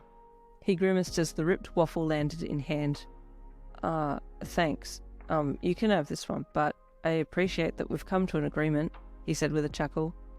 He handed the waffle back to you and stood up to head back to the kitchen to continue making his breakfast. He had just sat down at the table with his coffee and waffles when you came back into the lounge room, satisfied with your meal. You need a drink, Sin? He asked as he held up a glass of milk with straw in it. Actually, yeah, I'll take it, you meowed as you trotted over and jumped up onto the chair beside him, placing your front paws up on the table and leaning across to take the straw in your mouth. Shinsou watched you with amusement as he chewed on his waffles. You're a really funny cat, Sin, he chuckled, giving you a tickle on your neck. Oh, I still need to get you a collar, though. After so-called breakfast that had been eaten at 12 p.m, Shinsou left the house to go and get your collar from the pet store, promising to be back as soon as possible. You had tried to tell him that you weren't interested in wearing a collar, but he couldn't understand you, of course, so he left happily, ready to get you the prettiest collar he could find. He returned shortly with more food for the two of you and a pretty, your most hated colour, collar, just for you. Here, Sin, I got you a collar with your name on it. It's got my number there too, so people know who to call if you get lost, he said with a smile, holding the collar out to you as he crouched down. I don't want you to get lost again because the other time you disappeared, He looked down and cleared his throat, willing himself not to tear up. Never mind, he said with a sheepish chuckle. I'm like getting so emotional over a cat, he whispered to himself. You cocked your head at him. Does he really care about me that much? You thought as your face softened. He looked back up at you and your eyes met for a few moments before you looked away to hide the emotions on your face. Here, he said, shuffling forwards. Let me put this on. No way, buddy, you hissed as you backed away from his outstretched hand that was holding the collar. You don't like it? He asked. The hurt in his voice was almost tangible. But I thought it would look cute on you. Nah, I hate that colour. And I told you before, I'm not wearing a collar. See this neck area? This is my no-no square. No, don't touch me there with that collar. No, this is my no-no square, you meowed constantly as you turned to walk away. Poor Shinsou was still trying to persuade you to wear the collar, talking constantly over the top of your meowing, the two of you making a lot of noise that wasn't helping anyone with anything. Come on, Sin, he begged as he followed you around the house with his arms outstretched with collar in grasps. 15 minutes later, and he still hadn't gotten the collar anywhere near you. All he had succeeded in doing was following you around the house, in and out of each room, holding the collar out and asking you politely to stop so he could put it on, but you weren't having any of it. Finally he gave up with a heavy sigh and flopped down onto his bed, opening the top drawer of his bedside drawer set and tossing the collar in there. There. Gone. Okay? Happy now? He said in a tired, defeated voice. No collar. You watched from the doorway as he sighed and rolled onto his back, left forearm up on his forehead as he lay staring at the ceiling. Oh, now I feel bad, you thought as you sat down in the doorway. Actually, I did see a ribbon under his bed when I was under there last. If he absolutely has to put something on me, I'll wear a ribbon. You got up and patted under the bed, searching for the ribbon. You spied it and picked it up in your teeth, dragging it out and jumping up on the bed beside him to show him. Put this on me, then, if you must put something on me, you meowed, dropping the ribbon on his chest. He dropped his forearm down to his side and raised his head to see what you had plopped on his chest. A ribbon? He asked. Where'd you get this? Under your bed, you meowed. Did you want this instead? He asked, holding up the ribbon and looking at it.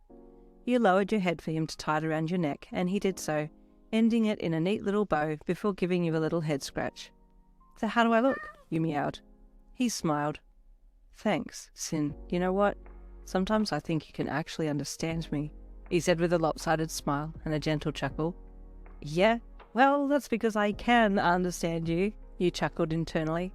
He continued to scratch your head, and then stroked you gently between your ears, running his hand down your spine to your tail, as you allowed your eyes to close and enjoy his touch.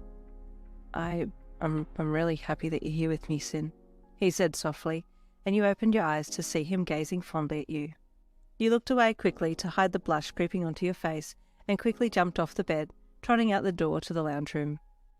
Was it something I said? You heard Shinsou call with a laugh as you disappeared around the corner. The next day was Friday, and Shinsou didn't go to school that day either, opting to just chill at home with you, watching TV and downing snacks. You want a little chip, Shin? He asked through a mouthful of food as he reached into the chip packet again. You were sitting upright, neatly beside him with tail wrapped around your side and paws, watching the TV. The way that you were sitting was like how you'd sit on a first time alone with your boyfriend in his house type situation, nervous and self-conscious. You turned your head to him and opened your mouth for him to put a chip in between your teeth, and he gave you a crooked smile and a light little chuckle through his nose as he settled back down with his arms slung across the back of the couch. Oh, I can't believe I'm chilling on the couch with the guy I have a crush on, and he has his arm across the back of the lounge being all cool, and we're eating chips, and this is awesome! But the only bummer is he thinks I'm a cat, so there's no way he could be developing feelings for me, so it's just a platonic owner-cat relationship, and I... Soon? Hey, you listening? Shinsou's voice snapped you out of your internal monologue, and you looked at him quickly. He was holding out another chip to you, and you sheepishly leaned over and took it between your teeth. I didn't know cats could just space out like that, he said with a laugh as he settled back against the lounge. You just slowly and guiltily looked back at the TV without making a sound. Oh, crap. I better watch myself. I need to make sure I'm as cat as possible, otherwise I'm going to blow my cover, you thought internally as you chewed on the chip. You heard Shinsou chuckle softly from beside you, and turned your head slightly to look at him from the corner of your eye. He was looking at you lovingly with those tired, deep purple eyes, and your heart skipped a beat as he gave you a lopsided grin. He didn't say anything as he reached out and stroked your back. Wish I knew what he was thinking, you thought as you shut your eyes slightly and purred at his touch. The rest of the weekend was pure happiness as far as you were concerned, just chilling with your crush/owner, staying home and binge-watching TV till all hours while eating all food possible. Monday morning, Shinsou was up early. You raised your head sleepily from where you were sleeping on the lounge chair and stretched. Morning soon. Shinsou yawned as he passed you and scratched your head with one hand while reaching up under his shirt to scratch his stomach with the other. Morning, you meowed softly at him. Need a coffee, he mumbled as he walked into the kitchen and switched the machine on before rubbing his heavily bagged eyes. Why does school have to start so damn early? He mumbled unhappily. Yep, I hear you, man. So why not ditch school and just stay home with me instead? You meowed as he rolled off the lounge and wandered around his legs before rubbing against them. You hungry too, Sin? He asked in his just-woke-up voice. Well, not really, but I could go a coffee, you meowed in reply. You eyed the bench and lined it up, taking a step back and doing your signature little butt wiggle before springing up onto it. Naturally, you slipped and had to cling onto the side of the edge like Mufasa in The Lion King, meowing for help from the oblivious Shinsou, who hadn't seen your valiant attempt to make it up onto the bench. What the? He exclaimed when he looked over to see you clinging for dear life to the edge of the bench. Sin, honestly, I've asked you this before, but are you even a cat? You're so clumsy, he commented as he reached over and scooped you up onto the bench with one hand. Okay, well, first of all, yeah, okay, I'm not really a cat, but still, that hurted. Why you gotta say stuff like that? It's not my fault that I'm not a perfect cat, you meowed grumpily. Just then, the coffee machine beeped to signal that it had finished making the coffee, and you and Shinsou inhaled deeply at the beautifully rich aroma, like it would revive your soul just by smelling the rich scent. Let me have some? You meowed pleadingly as he picked up the now full coffee pot and poured some into a mug. No, this is mine, Shinsou said with a chuckle as he held a hand out to stop you from getting too close to his coffee. Hey, listen, I need coffee as much as you do, you meowed in protest as he lifted the cup up to his lips and sipped it slowly. Ugh, nectar of the gods, he almost moaned, still holding you at bay with one hand. He put the cup down and scooped you up off the bench, cradling you in his arms as he walked back to the bedroom. Hey, well, hold on, where are you taking me? You meowed as he plopped you down on the bed. I'm just going to get changed. You stay here, though. I don't trust you near my coffee, he said as he walked over to the wardrobe and pulled out his school uniform. Well, yeah, I understand why you don't trust me, but that's not going to stop me from stealing your coffee, you snickered internally as he gave his bedroom door a sidelong glance before looking back to where Shinsou had just finished taking his shirt off, and you gulped when you saw his toned back. Oh, damn, boy. Well, I'm not going to sit around here and nosebleed while you get changed, so I'm going to check on that coffee, you thought as you silently slipped off the bed and trotted back out of his room to the kitchen. Coffee, coffee, coffee, coffee, coffee, you muttered internally as you picked up the pace and ran to the bench, throwing yourself up onto it and sliding everywhere as you made your way over towards the coffee mug. Sin? You heard Shinsou call from the bedroom, followed by a pause of realization, then a louder, more urgent call. Sin? Stay away from my coffee! You heard him yell, immediately followed by a bang and a curse. You dipped your head into his cup quickly and lapped at the deliciously hot beverage. Oh god, this is so good, you purred. Sin! Shinsou screeched as he slid out of his bedroom door in his school socks. He had managed to get his school shirt on but hadn't buttoned it up yet and hadn't quite gotten the pants part on, so was still in his boxer shorts. Oh crap, he's coming, drink faster! You screamed internally. Ah! You hissed as the scalding hot coffee burnt your sensitive tongue.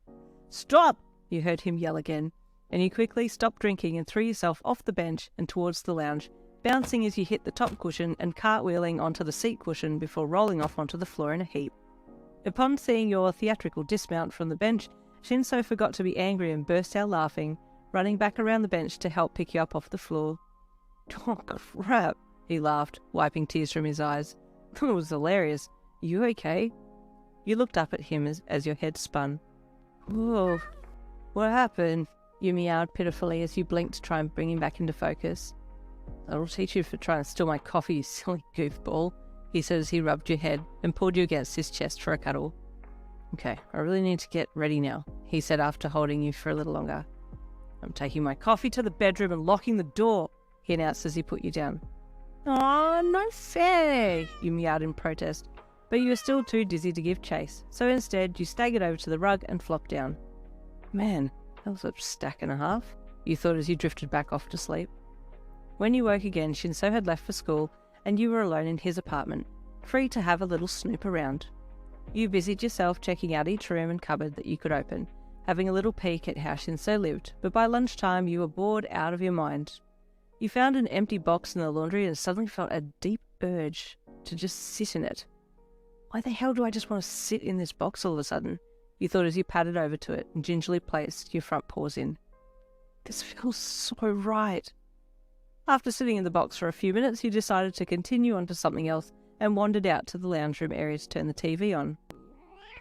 Man, I can't even get these stupid things to work, you growled angrily, batting your paw against the remote.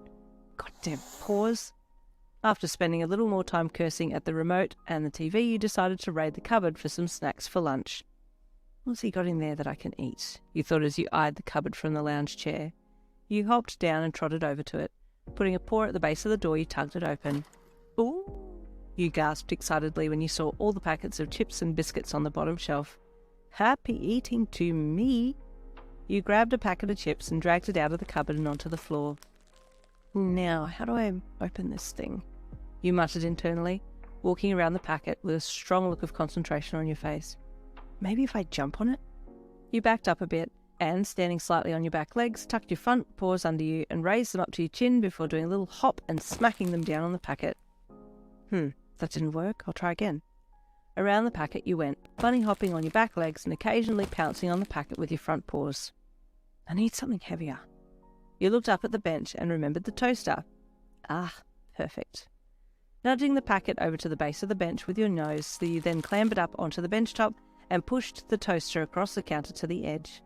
Lining it up, you then pushed the toaster off the edge with your paw and watched as it landed on the tail end of the packet, exploding the contents all over the kitchen floor. Oh yeah! You jumped down and pushed the toaster off the packet before happily eating the spilled chips and munching on the ones at the open end of the packet. You weren't sure how long this whole ordeal had taken, but unbeknownst to you, school had finished and Shinsou was on his way home. You didn't hear him enter the apartment because he had crawled so far into the chip packet the sound of your eating drowned all other noises out. The first thing he saw as he rounded the kitchen bench was you, half inside the chip packet, sprawled out on the floor. What on earth? He yelled when he saw you. His sudden voice shocked you and you jumped violently, chip packet still over your head. What are you doing? He asked loudly, grabbing for you and the packet as he set his school bag down. You tried to run blindly, but he caught you and yanked the packet off your head, revealing a very guilty crumb-covered cat face. Hi. You're home early, you meowed ashamedly. Sin, what are you doing? What do I do with you? He asked, half exasperated, half jokingly as he brushed the crumbs off your face. Oh, thanks, you meowed, blinking as he dusted crumbs off your eyelashes. I'm guessing you got hungry? He asked finally, putting you down and picking up the packet of eaten chips to inspect it. Well, if you can't beat them, join them, he resigned with a sigh. I guess I'm just not used to a cat wanting to eat human food. Are you still hungry? He asked, looking down at you. You almost shook your head, but then remembered to be as cat as possible and just turned and walked away.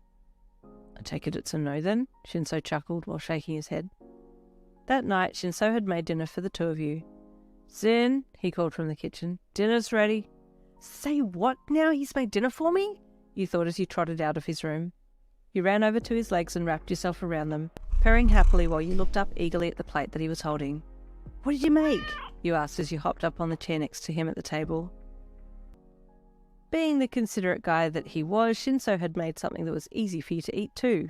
Hey, this looks pretty good. You meowed at him as you placed your front paws on the table and leaned over the plate that he had placed in front of you. Your tail was straight up with anticipation. Like it? Shinsou asked as he sat down next to you with a self-satisfied, lopsided grin. You purred while looking at him and he smiled back at you. Okay, dig in, he said, motioning for you to start eating, which you did without hesitation. Oh my god, this tastes amazing, you purred as you ate. I've been living off snacks and small mouthfuls of coffee, so this is awesome.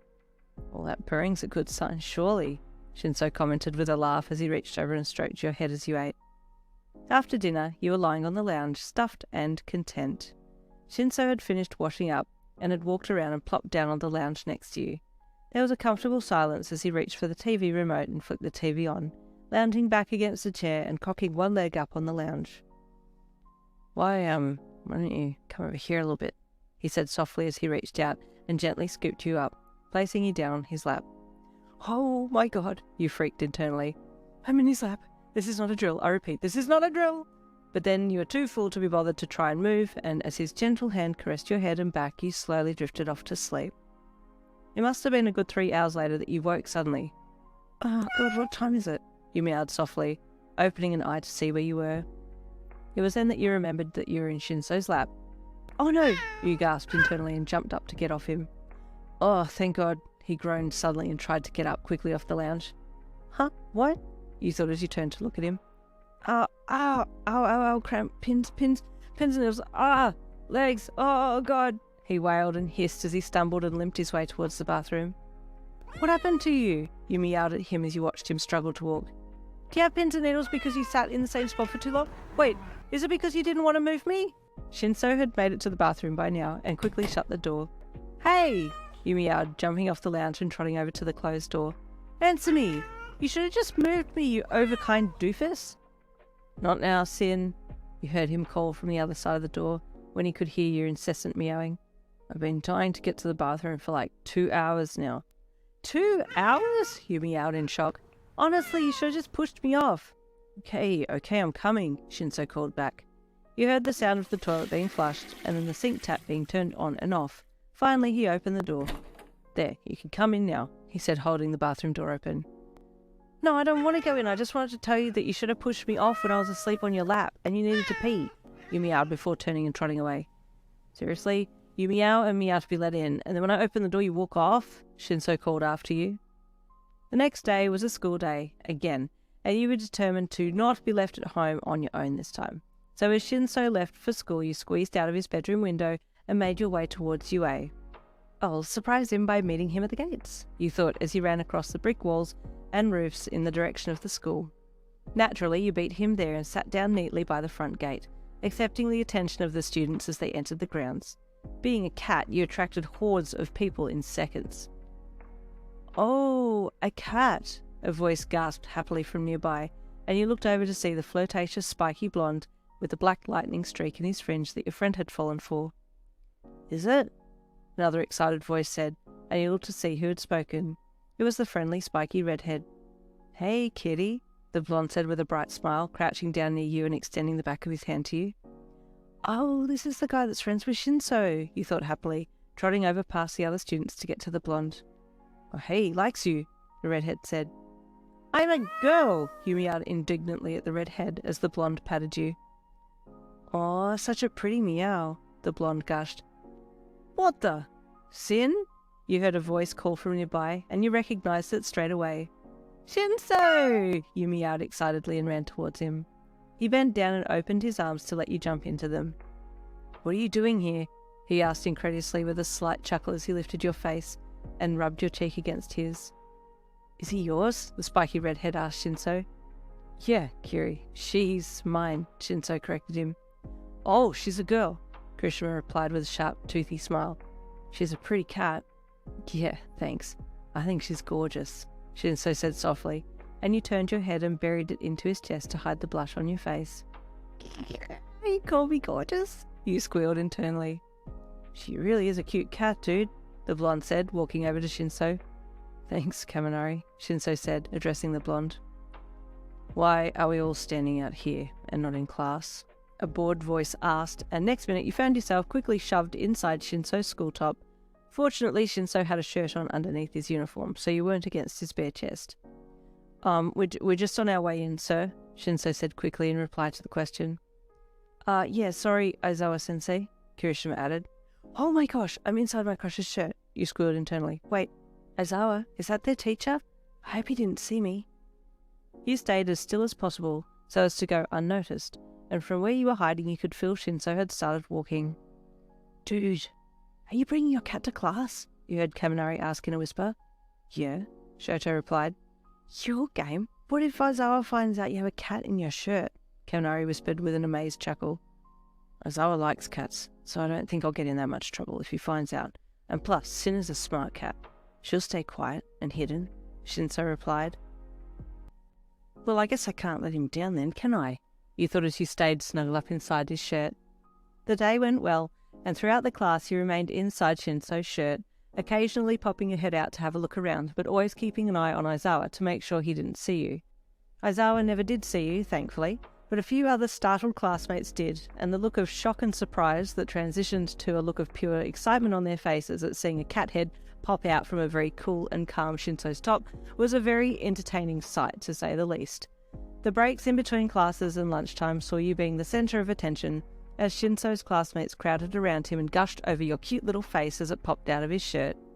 As school came to a close, Shinsou promised a few very attached classmates that he would bring you back again. So, how'd you like class today, Sin? Shinsou asked rhetorically as he walked home with you still tucked in his top. He had bought his favourite drink from a vending machine on the way home, and the two of you shared it as he walked. You sighed happily as he held the drink lower so you could suck on the straw. He still had you tucked inside his shirt. Life was awesome as far as you were concerned. You were living with your crush and he seemed to like you, in cat form anyway, and you two were getting to know each other better and better each day. The days ticked by and slowly turned into weeks and then months. It was now getting close to 3 months, and you had been living with Shinsou, and apart from ducking off a few times to see your friend and just show face so that she knew that you were still okay, you had spent every waking moment with him. Fun told you that the professor that had extended your quirk time had just up and vanished. She'd gone back to the building again recently to see if he'd come up with anything that would reverse the quirk extension that he had injected into you, but found the building had been abandoned. She was pissed and freaked out about the whole thing, but you didn't care. You were enjoying your life much more as a cat, if you're being completely honest. You did notice, however, that things were happening to you that felt a lot more cat than you would have liked. You now licked yourself clean, coughed up hairballs, and found moths absolutely fascinating, but apart from that you still possessed a lot of human traits, and one in particular that Shinsou loved was that whenever you decided to sleep in bed with him, you insisted on lying with your head on a pillow. He had no less than 150 pictures in his phone of you fast asleep with your head on a pillow. Shinsou was smitten with you. He loved sneaking you to school with him and would do so at least 3 times a week. His classmates loved seeing you and would get excited when he entered the classroom with a bulge in his top. He knew your habits now and had come to accept that you used the human toilet to do your business, as you had flat refused to use the litter tray. One Sunday afternoon you were chasing after a cat toy that Shinsou had bought for you while he was sat on the ground watching. It was another peaceful afternoon and he was giving you small smiles and chuckles as you chased the thing around. Part of you felt humiliated that you had succumbed to chasing cat toys, and the other part of you was excited to be chasing it, but most of all you were enjoying that it was making Shinsou happy. You stopped after a bit to catch your breath and ambled over to your man, flopping down into his lap, exhausted. "You like that toy?" he asked as he stroked your head. "Not as much as I like that you like watching me play with it," you meowed back, looking up into his tired, deep purple eyes. There was a small moment where you two just looked deeply into each other's eyes. If you were in human form, it could have been called a romantic moment. You sat up slowly and walked your front paws up his chest, climbing up his torso slightly so you could be nearer to his face. "Shinsou, You paused for a moment before leaning in and softly touching your nose to his. He looked a little surprised to have you do such a thing and just looked at you curiously. "What did that mean?" he finally asked you softly. "It was just a boop," you purred. "A boop that means I love you." You continued to look deeply into his eyes, and he did the same, before you slowly backed away down his chest and curled up in his lap. Shinsou felt strange after your little display. Not strange in a bad way, but just conflicted. You had a lot of human traits, and he was starting to think that you were very different. Did he dare admit that he was starting to catch feelings for his own cat? There was just something about you. That night you slept next to him in the bed again, and he reached an arm around you to pull you closer to him, and that's how you two slept that night, curled up together, happy. When you woke in the morning you stretched and yawned, feeling something soft underneath you. You looked down to see that somewhere through the night you'd ended up sleeping on Shinsou's stomach, but you were facing towards his feet. Seriously, Sin? Shinsou rasped from behind you in his just woke up voice. You had just stretched with your butthole right in his face.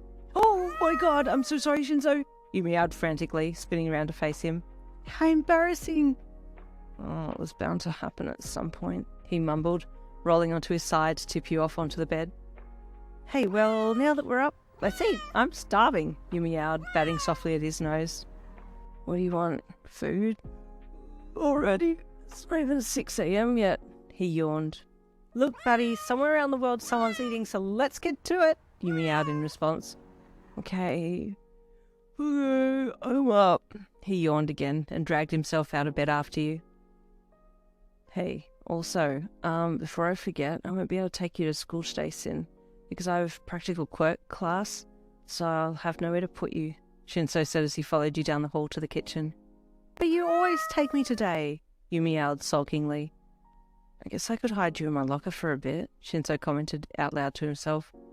Nah, it's too small. I don't want to cram you in there, that's mean. But I don't mind, you meowed at him.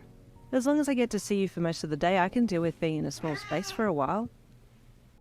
Deciding to take matters into your own hands, you followed Shinsou to school, trotting happily along behind him until he happened to notice you and stopped. Sin, you're not supposed to be coming to school today with me. I already told you that, he said, slightly exasperated. What if you get found and they take you away from me? I don't want that. Yeah, but I miss you and I don't want to be home by myself again today, you meowed as he picked you up. Okay, fine, but you might end up having to hide in my locker for a bit though. Or I'll figure something else out, Shinsou mumbled to himself. You stopped yourself from nodding and settled down in his arms, enjoying being held by Shinsou all the way to school. As you neared the school gate, Shinsou unzipped his jacket and put you inside and then zipped it up again. The usual drill, trying to look as inconspicuous as possible as he made his way to the locker room. Hey, Shinsou, Kaminari called in greeting to the indigoette as he walked over. Then he lowered his voice. Hey, you got, Sin today with you? Shinsou looked around like a drug dealer about to make an exchange. Yep, he replied with a smirk. Right here. He pointed to the bulge in his top. Can I have a cuddle? Kaminari asked Shinsou as he unzipped his jacket a bit. You popped your head out. Oh, hey there, cutie, Kaminari cooed, scratching you under the chin. I don't want to be in anyone else's arms except Shinsou's, you meowed at Kaminari. Just then you saw Karishma and Koda. You knew most of the classmates' names by now, making their way over to Shinsou, and you shrank back into his jacket further. Oh, you brought Sin again, Karishma gushed. It's so manly of you to care about her so much. You bring her to school frequently. She followed me, Shinsou laughed. She's the funniest little cat. As Karishma and Shinsou continued to talk, Koda reached out to you, and you pulled back from him, avoiding eye contact and hoping he'd just go away. You had seen him from a distance many times, but this time was the first time that he had actually decided to come over for a closer look at you, and although he looked friendly enough, there was just something that you didn't like about him. Koda continued to hold his hand out to you, and you turned your head slightly and eyed him before looking over at Kaminari, who was starting to talk to Shinsou. A few times Koda reached out to you, and you looked at him briefly before looking away again, but that was about it. He didn't say anything to you, and you were more interested in other conversations surrounding you anyway. Later that afternoon, Koda was sitting on the grass, deep in thought, when Tokoyami walked up beside him. You are thinking about something, Tokoyami commented as he pulled up next to him, standing comfortably with his arms crossed, looking out over the playing field. Koda nodded his head. What is it? Tokoyami asked. Shinsou's cat, Sin? The animal-loving classmate replied softly in his gentle, high-pitched voice.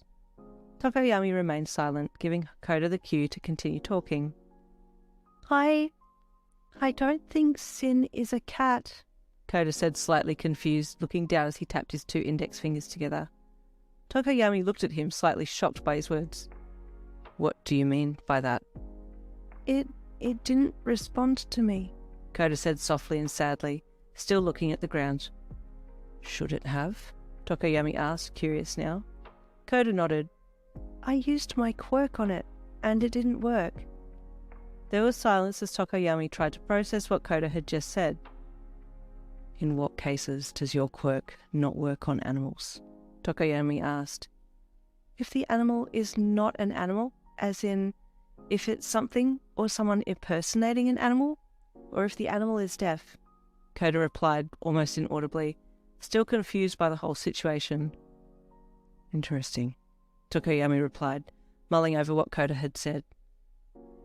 At the end of the school day, Tokoyami went looking for Shinsou and his cat, but couldn't find them. Kaminari, he called when he spied the blonde heading towards the school gates. Have you seen Shinsou? He left a while ago, Kaminari called back. Why? I wanted to talk to him and see his cat, Tokoyami stated plainly. Man, his cat is pure cute, hey, Kaminari sighed. Wish I had a cat that cute. Kaminari, Tokoyami said. What if Shinsou's cat is not a cat? Kaminari stopped and looked at Tokoyami. What do you mean by that? He laughed. It's not a watermelon, that's for sure. I might be stupid, but I'm not that stupid. What if it's something impersonating a cat? Tokoyami mused. Wait, what? What makes you say that? Kaminari asked, confused. That's the weirdest thing I've heard today, and I've heard some pretty strange things today, trust me. I was talking with Koda earlier, and he said he used his quirk on the cat, and it didn't respond to him. Tokoyami replied. So, what if Sin just didn't want to reply? Kaminari said with a shrug. When Koda uses his quirk, animals always obey, unless they're deaf, or they're not really an animal, Tokoyami said, crossing his arms across his chest. The hair on the back of Kaminari's neck stood on end as he processed what Tokoyami was saying. Well, maybe Sin is just deaf? He excused softly, looking for a logical reason for your not responding to Koda. Kaminari, the cat is not deaf, Tokoyami replied, and you know it. So, what are you suggesting Sin is then? Kaminari asked, slightly fearfully. My best guess that whatever it is a shapeshifter, disguising itself as a cat, Tokoyami replied. There was dead silence between the two for a bit. Dude, Kaminari said. Dude, are you sure? Because that's a hella big conspiracy theory you're putting out there. I'm just looking objectively at this, but someone should talk to Shinsou, Tokoyami replied with a shrug. If his cat is not really a cat, then he should be the first to be told about it. Do you seriously think someone is shapeshifting into cat form and living with Shinsou? Kaminari asked dubiously. Like I said, Kaminari, I don't know. I'm only stating the facts from what Koda observed, and he has suspicions that Shinsou's cat is not really a true cat, Tokoyami said again. Oh, crap, man. I mean, imagine if Koda's right, Kaminari said, rubbing the back of his neck with a sweat-dropped look on his face. Okay, I'll talk to Shinsou tomorrow and see if there's somewhere we can work out if Sin's really a cat or not, without her knowing, of course. That would be wise, Tokoyami replied. I'll leave it with you. And with that, the raven-looking classmate turned and headed out the school gates, leaving a slightly unnerved Kaminari standing alone, thinking about what had just been said. The next morning, Kaminari approached Shinsou cautiously. Hey, dude, what's up? Oh, hey, Kami, Shinsou said bluntly as he put books in his locker. Yo, you got Sin with you today? Kaminari asked hesitantly with a nervous back of the head scratch as he looked at Shinsou's shirt and then into the locker, searching for you. Nah, Shinsou replied with a laugh, closing his locker with books in hand. I left the TV on for her at home, bag of chips open, so she'll be fine. Oh, right, Kaminari replied with a forced laugh. Hey, Sin is a bit of a different cat, yeah? He asked as he fell in step with Shinsou as they headed for class. Yeah, Shinsou replied with a smirk. It's really something, alright. She, has a lot of human traits, yeah? Kaminari said, probingly. Shinsou laughed again. Yeah, she won't eat cat food, she only drinks out of a glass with a straw, gets upset if I watch her go to the toilet, sleeps with her head on a pillow. She's so funny, he said with a bit of a daydream look in his eye. Yo, Kaminari said in an unsettled voice. Listen, there's a bit of talk going around about Sin. There is? Shinsou asked curiously. What's that? He asked, not looking at Kaminari as they continued to walk down the hall. Well, I don't really know how to say this, dude, but, some people think she might not actually be a cat. Shinsou let out a hearty laugh. What? She's a goat or a dog or something, is she? No, dude, I'm serious, Kaminari said lowly. They're suggesting a shapeshifter. Shinsou laughed again, but his laughter faded as he saw the serious look on Kaminari's face. Shapeshifter? He repeated, just to make sure he had heard correctly. Kaminari nodded. Dude, she shows a lot of human traits. What What if your cat is a human that shapeshifts into a cat? Shinsou's face fell. Dude, he said blankly. What? Why? Why would... Man, I don't know. I'm just telling you what's been said, Kaminari said defensively with a shrug. Wait, but who proposed this? Shinsou asked, looking at Kami. Koda did, Kaminari replied. He tried to use his quirk on her yesterday, when you brought her in, and it didn't work. His quirk only works on animals, actual animals, not animal-looking things or shapeshifters. Shinsou just stared at Kaminari for a few moments as they walked in silence together. Shit, he said lowly, the hair on the back of his neck standing on end. Dude, do you think Koda might be right? Kaminari asked. Okay, this is going to sound really weird, Shinsou said in a suppressed voice, turning and halting Kaminari with one hand on his arm.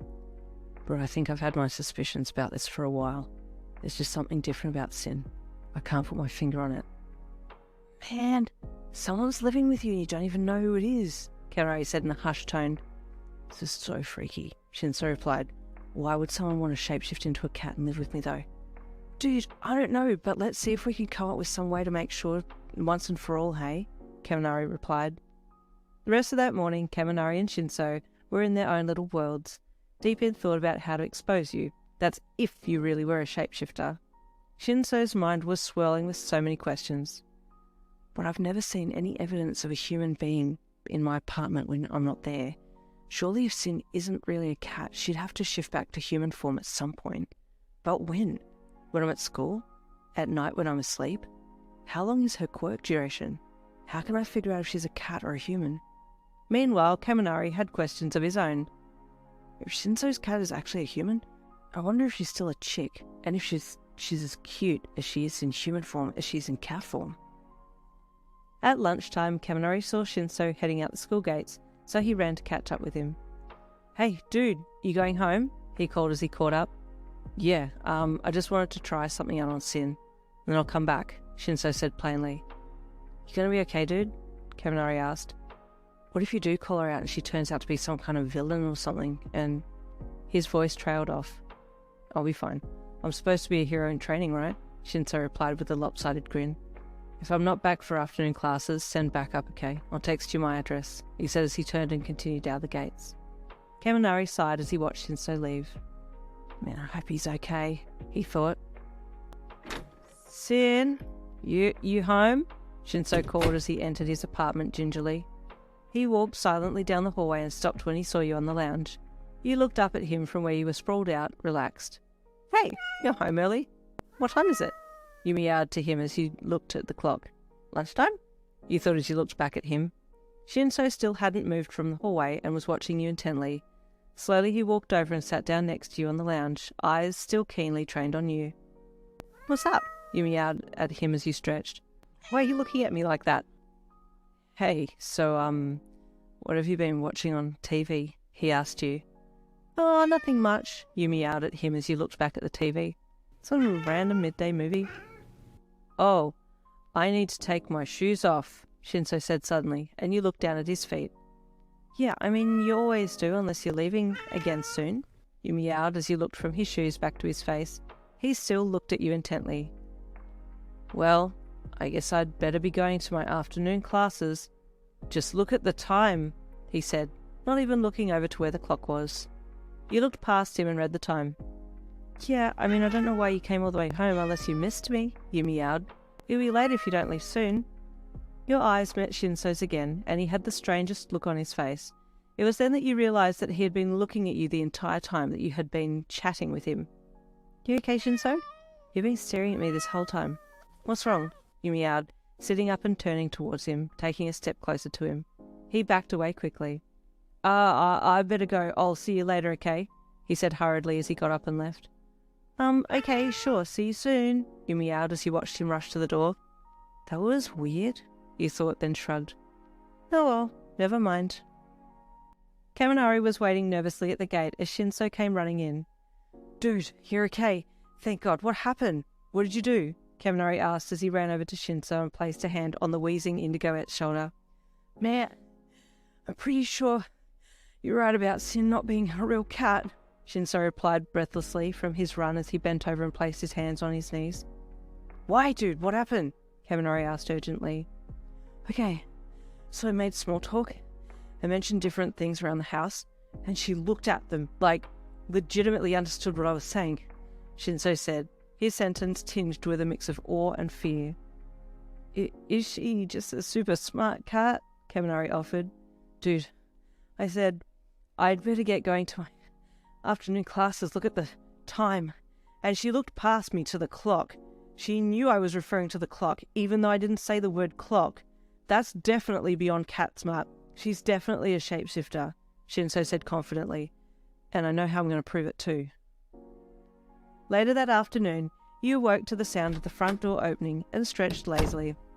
My man is home, you thought happily as you waited for him to come up the hall. Hey, Sin, Shinsou said as he came into view, eyeing you cautiously. Hey, Shinsou, you meowed happily as you stayed stretched out on the lounge. Get up to anything interesting? He asked as he placed his bag down and walked over to the lounge. No, you meowed with an internal chuckle. You want to come for a walk with me to the laundry? Shinsou asked. That would be another nope, you meowed again, laying your head back down on the lounge to signal that you weren't interested in going to the laundry. Would you like something to eat? Shinsou asked. Oh, yes, please. Suddenly you were frozen in place as you tried to finish your reply to him. Wait, why can't I reply? Walk to the laundry, Shinsou commanded lowly. Without permission, your legs hoisted you up and carried you slowly off the lounge and towards the laundry. Wait, where am I going? Why can't I stop? I don't want to go to the laundry. Is my quirk malfunctioning? Help! You panicked internally as you continued to walk steadily towards the laundry. You walked all the way inside the small room before you heard Shinsou command you to stop. Your legs stopped obediently. You slowly turned to face him, confused. Shinsou looked like he had seen a ghost, one hand on the laundry door blocking your escape. Who are you? He demanded. What do you mean, who am I? You meowed in confusion. I know you're not a cat, Sin, Shinsou said suddenly and sharply. Who are you? Reveal yourself. Your eyes widened. Oh, crap, you thought, as the weight of the situation fell heavily onto you. I know you're not a real cat, Shinsou said again, because I just used my quirk on you and it worked. I'm not sure how much you know about me, but my quirk, brainwashing, only works on things that can verbally respond to a question. And because animals can't comprehend human speech, it doesn't work on animals. He paused. But you understand me. And you responded to my question about food. I brainwashed you to walk here, Shinsou continued. Are you a shapeshifter? Why are you here? Why me? Are you a spy? Answer me. He took a step forward, making to close the laundry door behind himself and you to lock you both in there. And it was at this point that you realised that you had indeed been caught. Whoa, I gotta go, you panicked, shooting through his legs and sliding out into the hallway. Get back here, Shinsou yelled as he raced into his room, making for the window. Tears started to prick at the corner of your eyes as you squeezed out the window and threw yourself onto the balcony below, your little heart pounding in your chest. Stop! You heard Shinsou yell as he made it to the window and yanked it open. You made your way down the side of the building, trying desperately to get out of sight of Shinsou as he yelled at you to return. Tearing off down the street, you headed straight for your friend's house, tears now streaming down your face. He knows. I can't go back now. This is it. I'm done. Just a question about food to be my downfall. I don't want to be a cat anymore. I want to be a human again and make this whole situation go away. You continued to run at full speed and didn't stop until you reached your friend's house, meowing pitifully on the front step. Fun! Please let me in! You meowed as tears continued to flow down your soft, fluffy cheeks. He called me. He knows I'm not a real cat. I want to turn back into a human now. You sat down and sobbed, occasionally meowing to be let in. Finally, someone heard you at the door, and it popped open. A cat? Your friend's mum said in surprise. You bolted past her and up the hallway towards your friend's room. Fun! You meowed loudly as her mum yelled about a cat loose in the house. Your friend's bedroom door flew open and you scooted inside past your friend. What the? Yin? Fun yelled when she recognised you. Yin, wait, are you okay? She asked when you turned and looked back at her with your tear-stained face. Fun's mum was still yelling from the hallway about a cat in the house, and your friend halted her concern for your well-being for long enough to call out to her mum and tell her that it was okay before crouching down and addressing you again. What's happened? Why are you crying? She asked, her brows knitted with concern. Shinsou, don't! You wail meowed at her, jumping up onto the bed and flopping down on it in a little bundle of sad.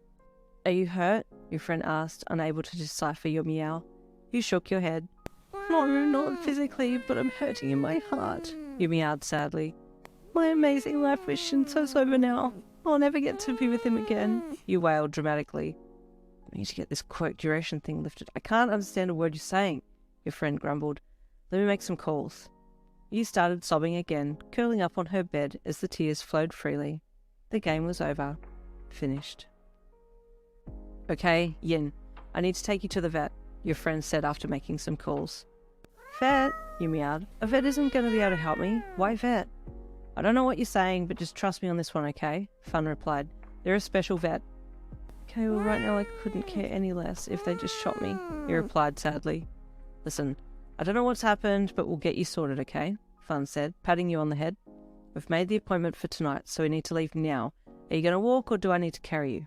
I'll walk, you said, dragging yourself up onto your feet and jumping heavily off the bed. The vet in question was 3 blocks away, and you sadly plodded beside your friend, sniffing pitifully as you went. Because Fun couldn't understand your meows, the walk there was silent, but you didn't care. You didn't want to talk much anyway. Soon you were at the doors of the vet clinic. You ready? Your friend asked as she pushed the door open for you. You nodded sadly, ears drooping as you dragged yourself inside the building. Hi, I made an appointment for my cat, for 8:30 p.m. tonight, your friend said as she approached the reception desk. Yes, please come with me, the receptionist replied, ushering you and Fun into one of the side rooms. The vet will be with you shortly. Your friend thanked the receptionist and beckoned you to come over to her so she could lift you up onto the examination table. You walked over to her and let her pick you up and put you on the table, sitting there looking very dejected indeed. Hello? A friendly voice said. Your friend looked up in the direction of the voice. Hello, are you the vet? She asked, a kindly-looking man with a white lab coat. Indeed I am, he said. I believe we have a special case here, he asked as he walked over to you. You looked up at him through tear-stained eyes. Oh, you're looking a little upset there, the vet said sympathetically to you, and you nodded. Oh, you understand me? The vet asked then, seeing your response to his statement. You nodded again. Okay, here's the sitch, your friend sighed. Long story short, Wisecrack here wanted to extend her shape-shifting quirk, so she went to some back-alley professor dude, and he extended her quirk for her, a little too well actually. And now she can't change back, and she's been stuck in cat form for what, over 3 months now? Your friend asked, looking at you. You nodded in response. I tried to find the professor again to change her back, but he's changed his name and escaped to the Bahamas or something because he deadass just went completely missing, your friend added. The vet quirked an eyebrow at your friend, but remained silent as she continued. When I rang the receptionist and told her the story, she told me that she had heard of this happening, and there had been a few other cases just recently that sounded like what happened with Yin, your friend said. She says you knew how to deal with this type of situation? The vet sighed. Yes, unfortunately this has been happening more frequently, and it sounds like this professor managed to con a number of people into getting this extension done. But don't worry, we can change it back, he said as he walked to the back door of the examination room. I'll just get the hero in. The vet left momentarily and returned with a pro hero. You looked at him. He seemed awfully familiar. Where have I seen this guy before? You thought. Then your eyes widened. Oh crap, wait, oh my god, it's Shinsou's homeroom teacher. Aizawa! Let's get this sorted quickly, the hero said in a tired voice. I'm supposed to be on duty tonight, but I'd rather be sleeping. This is Hero Eraserhead, the vet said to Fun. His quirk cancels other quirks. You were petrified. Oh, crap, I hope he doesn't ask any questions. Does he recognize me? I don't think he ever saw me with Shinsou. So I've been briefed about this shapeshifter situation, Aizawa said, looking from you to your friend. If there have been any DNA alterations, my quirk might not be able to cancel hers, but we'll see how it goes. Okay, your friend replied. It's worth a shot. Aizawa looked at you and activated his quirk. Your nose started to tingle slightly, and you focused on the feeling, trying desperately to deactivate your quirk. Slowly your form morphed, your body changing shape from cat to human, but the cat ears and tail remained. Yes! Your friend screamed excitedly. Keep going, keep going! You shut your eyes and forced yourself to deactivate, putting your all into it. The tingle in your nose intensified, and suddenly you felt your body snap back to human form. You did it! Your friend yelled enthusiastically, clapping her hands and jumping up and down. Yin! You okay? She stepped forward and hugged you. You're back. Can you speak? Yeah, you said softly. She almost cried. I'm okay, you said flatly, your eyes downcast. I don't need to know details about what happened, Aizawa said to you suddenly, but I will warn you not to use your quirk until you get a blood test done to determine what your quirk status is. If you use your quirk again too soon, you could end up being stuck in your shapeshift form again. Don't worry, I'm not going to use it, you said sadly. I can't go back anyway, you added softly. So what happened? Your friend asked. Did Shinsou kick you out or something? Did he get a girlfriend? Shh, you gasped frantically, grabbing for her mouth. We'll discuss it later, you hissed, glancing quickly at Aizawa. His expression hadn't changed, but you were sure that he heard your friend say Shinsou, and you were praying he wouldn't recognize his student's name and put the two and two together. Okay, Aizawa said finally. If my job here is done, then I'll be leaving.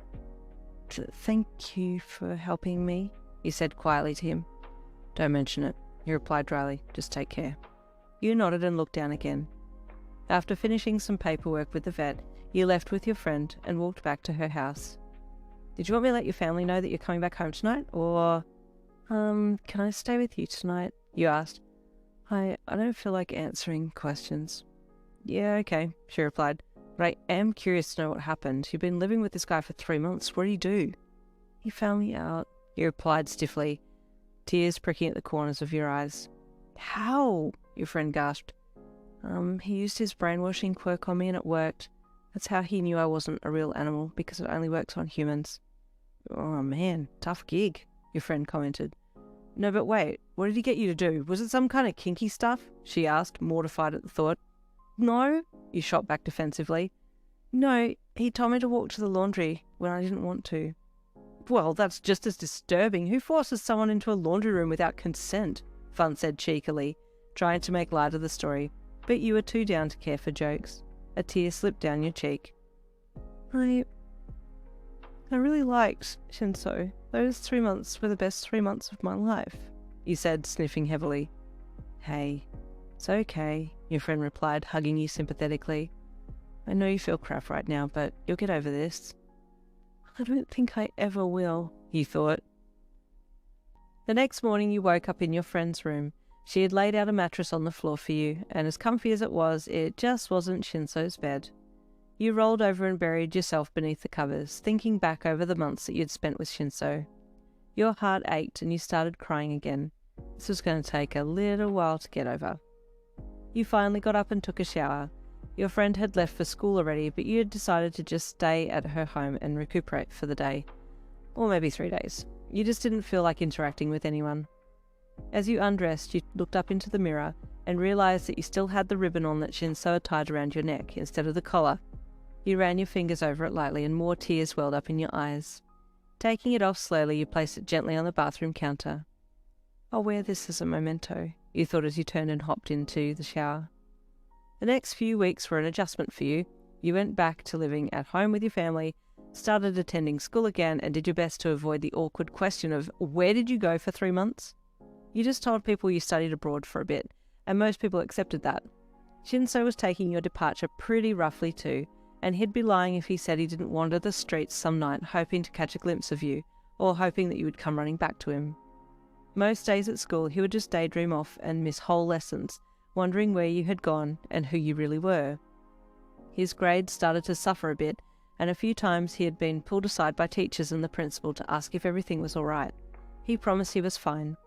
How the hell was he supposed to explain how he was feeling and why? It was just too weird to say out loud. I'm sad because my cat, that's really a shapeshifter, ran away and I feel lost and lonely. Just didn't quite sound normal, so he kept it to himself. 3 weeks had passed now, and you were missing Shinsou, but doing your best to resume a normal life. You still drank out of straws and kept the ribbon around your neck, but most of your other cat-like antics had dissipated. How are you going? Your friend asked one afternoon as you were spacing out on the walk home. You hummed in question. Me? Oh, yeah, okay, I guess, you replied. Do you miss him? She asked quietly. Yeah, every single day I think about him, you replied sadly. Would you ever go and see him in human form and explain who you are? She asked. What? You screeched, mortified. I couldn't do that. How would I even explain myself? What would he do? What if he yelled at me or turned me into the police? Your friend shrugged. I was just asking. You sighed. I'm just conflicted. I'm sorry. Like, I really want to see him again, but I couldn't do it in human form. And I've blown my chances in cat form, so there's not much I can do, but just move on. You know I'm always here for you, yeah? Your friend said, bumping your shoulder softly with hers as you walked. Yeah, he said with a gentle smile. Thank you for being there for me. No problem, you walking disaster, she said playfully. Plus, I seriously need to keep an eye on you because I can't afford to let you do something so stupid again. Your parents would kill me, especially after this whole extension experiment thing is over. She sighed and shook her head. What do I do with you? Keep me? He replied with a cheeky smile. Hey, bro, you okay? Kaminari asked Shinsou as they headed home from school. Me? Yeah, fine. Why? Shinsou asked. You've just been really quiet since the whole thing with, Sin, Kaminari said. Shinsou hummed. Yeah, well, I just don't know what to make of it all. Is it weird that I really miss her?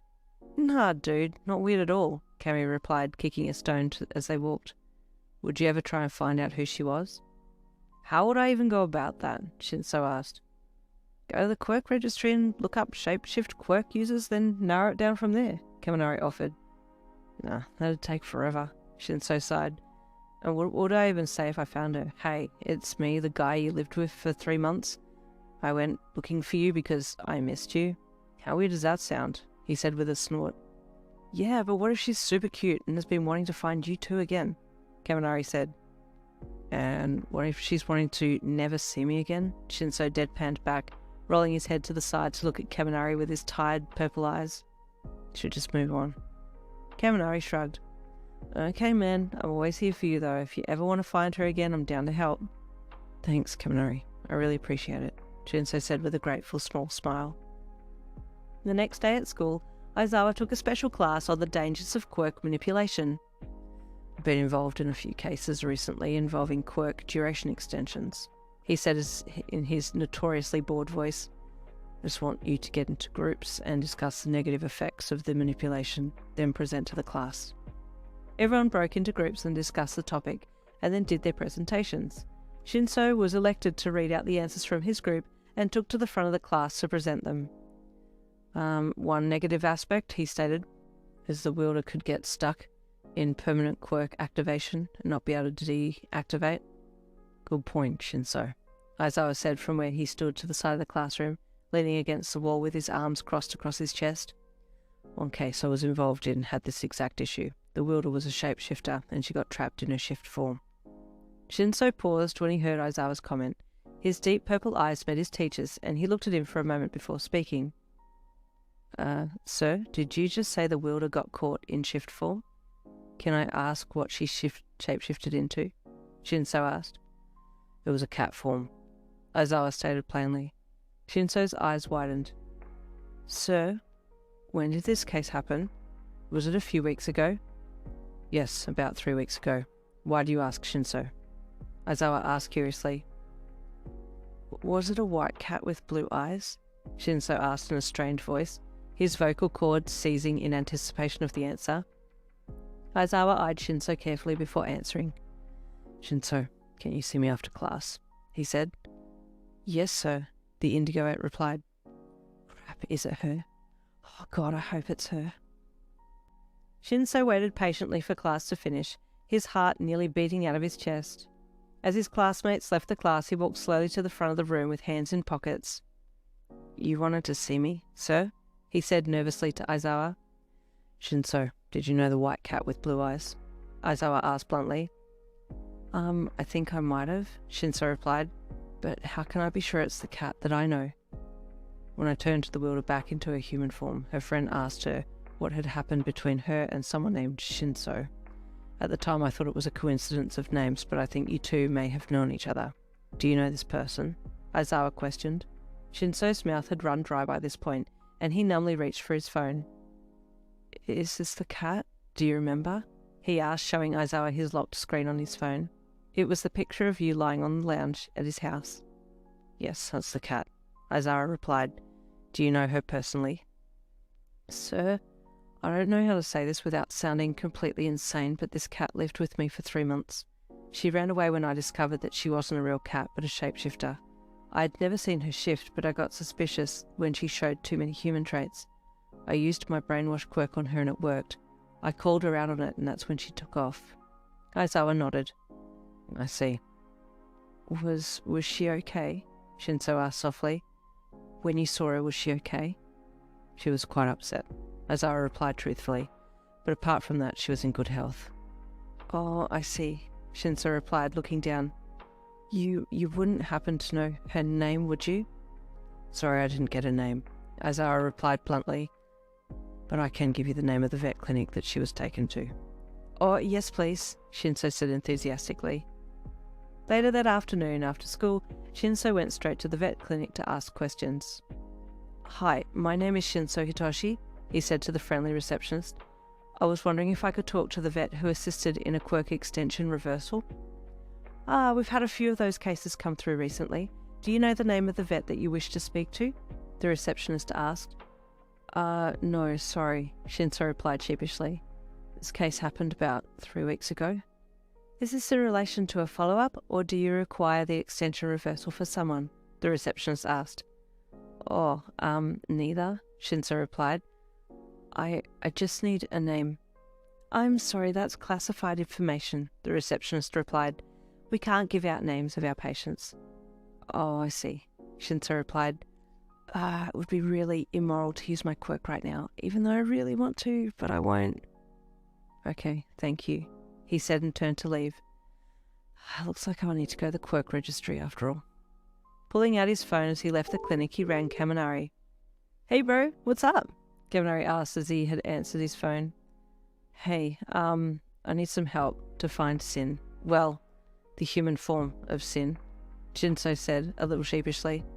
I thought I could let this go, but I can't. I need to find her. Yeah, so you are going to look for her after all, Kami said excitedly. I'm in, dude. When do you need me? Well, I was going to head over to the quirk registry office tonight. They close at 10 p.m, so I have some time, Shinsou said. No problems, bro. I'll meet you there, Kaminari said enthusiastically and then hung up. Shinsou smiled as he ended the call and put his phone back in his pocket. I hope we find her. Okay, let's get down to business, Shinsou said as he and Kaminari sat down in front of the computer at the quirk registry office later. To defeat the Huns? Kaminari asked with a chuckle. What? Shinsou asked, confused. A Mulan reference, Kaminari replied. Just the greatest Disney song, but never mind. Shinsou shook his head with a lopsided smile and turned his attention back to the computer. What do I even type in? He asked. Shapeshifter? Kaminari offered. Shinsou typed it in. 500 registered quirk users popped up. Man, 500? You gotta be kidding me, Kaminari said, leaning over Shinsou's shoulder to get a better look at the screen. I'm gonna narrow the search and put animal shapeshifter, Shinsou said as he punched it in. It narrowed the search from 500 down to 130. Okay, well, 130 is better than 500, Kaminari commented. Shapeshifter, cat only, Shinsou mumbled as he typed it in. The search narrowed again to 40. There are 40 people with the exact same shape-shifting quirk? Kaminari asked. That's probably slightly different for each, Shinsou said. Now we need to search by area. Do a 50-mile radius from here, Kaminari offered, still peering over Shinsou's shoulder. Shinsou narrowed by area, and the final search came up. 3. There are 3 people within a 50-mile radius of this building, Shinsou said, trying to contain his excitement. I'm hoping she lives in the area. My house is certainly within 50 miles of here too. Okay, what are the 3 names? Kaminari asked. Doesn't give up much information, Shinsou said. There's a Mr. Neko, Miss Meower, Miss Lin. Well, Mr. Neko is out if we're thinking she's a girl, Kaminari said. So, Miss Meower or Miss Lin? Well, now we've got to do a Google search, these names, and see if anything comes up that can point us in the right direction, Shinsou said, leaning back on the chair and pulling out his phone. Whichever girl is closer to our age, I reckon. I'll do an Insta search, see if either of these chicks are on there, Kaminari said, pulling out his own phone. There was a bit of silence as both boys did their respective researches. Okay, found Miss Meower, Kaminari said with a bit of a suggestive leer in his voice. She's hot, man, but she's a dheming, got the cat ears and tail going on. Might have to show this to Manita. Can we focus, please? Shinsou deadpanned. Sorry, dude. Kaminari laughed as he typed your name in next. Bingo, found Miss Lin, but she's got a private account, so I can't see pictures, Kaminari said sadly. Then he gasped. Hey, wait a second. She's friends with the chick I'm seeing. Well, the chick I'm dating. Kinda. I haven't asked her out properly yet. What? Shinsou shot, dropping the front legs of the chair back down and whipping around. That's a solid lead. Let me see. Look, Kaminari said excitedly as he went to Fun's profile and scrolled through some of the most recent pictures, stopping on a post that had you and your friend eating ice cream together. Check this out, Kaminari said, reading the post that your friend had put up.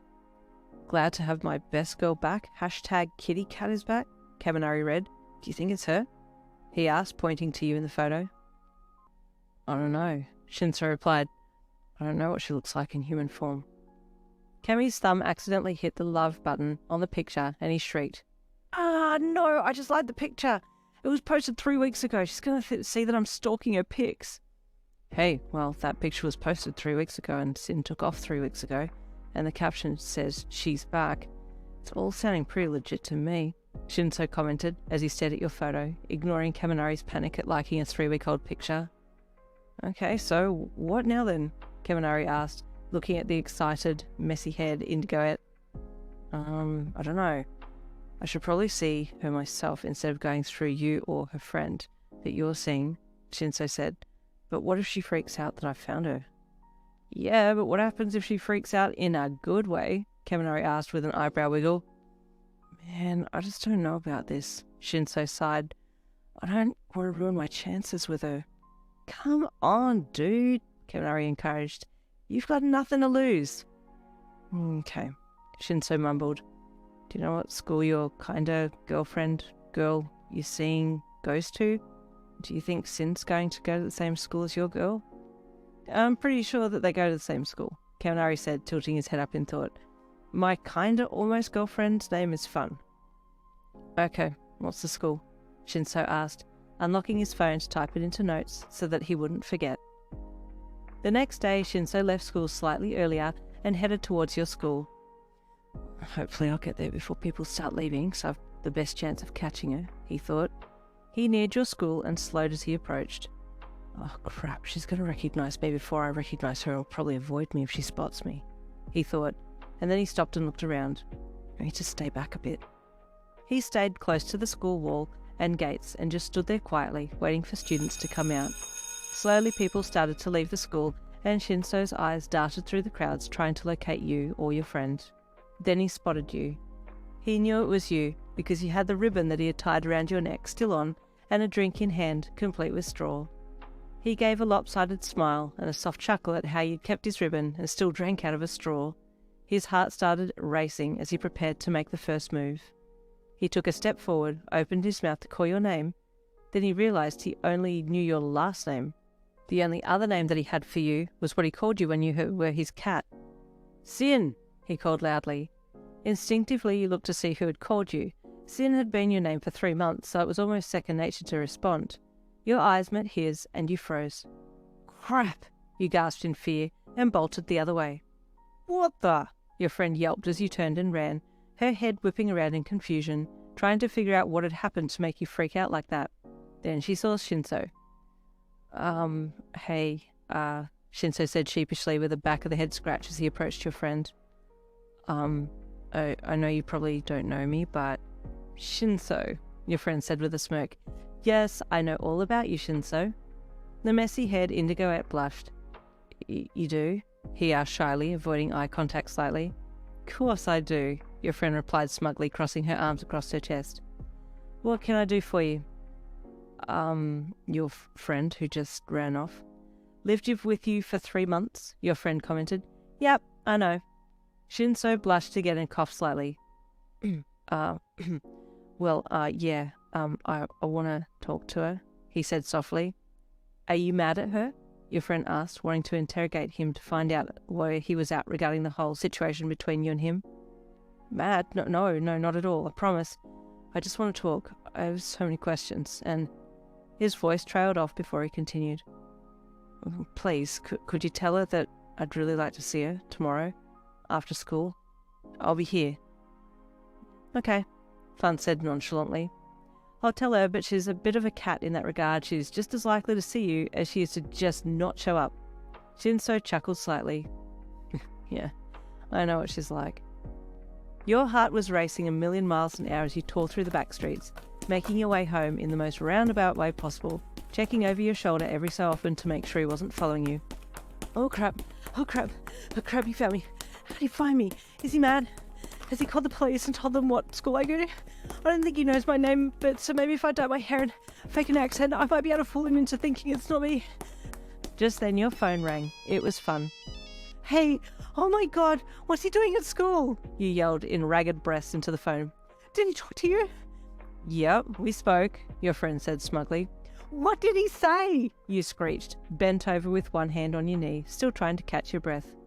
He wants to talk to you, she replied calmly. He said he would be outside school again tomorrow. Oh, crap. Is he mad? Is he going to yell at me? He's going to yell at me, isn't he? You wailed. No, you promised he wasn't mad, your friend laughed. I think he just has a lot of questions. I bet he does, you yelled. Like, why did you shapeshift into a cat and live with me for 3 months, you weirdo? Your friend laughed. Just see him again tomorrow, okay? I know you want to see him again too. This is your opportunity. You made the sound of a dying wail. No, it's so embarrassing. What do I even say to him? You groaned. That's your problem, not mine, your friend chuckled. You groaned again. You looked at the clock again for the 20th time in 1 minute. Oh my god, the clock is definitely broken. Why is it going so goddamn slow? You growled internally as you knitted your brows together in frustration.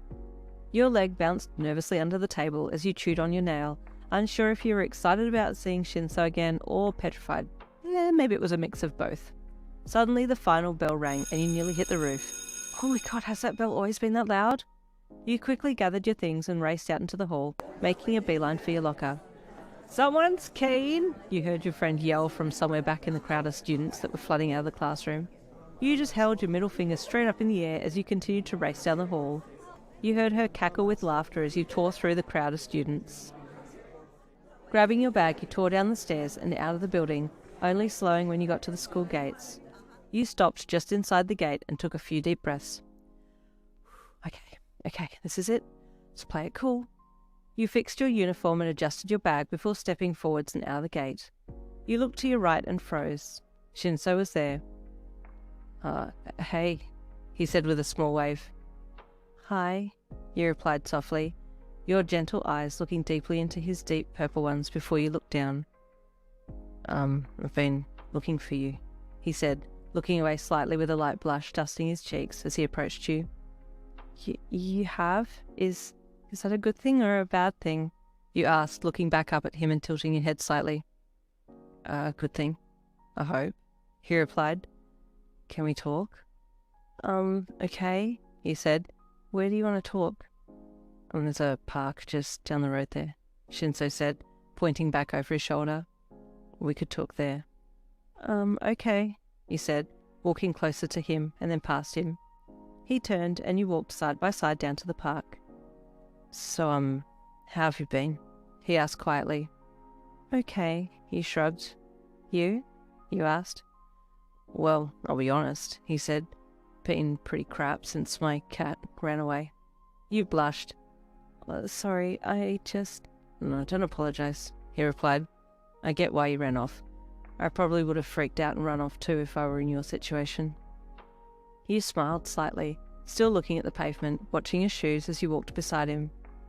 So, what happened? He asked. Did you get stuck in shift form? You are a shapeshifter, yeah? Yeah, I got a quirk duration extension done, and it worked a little too well, he said with a sigh. I couldn't change back. Oh, okay, he said as you both reached the park. So, why me? Why did you come and find me? He asked.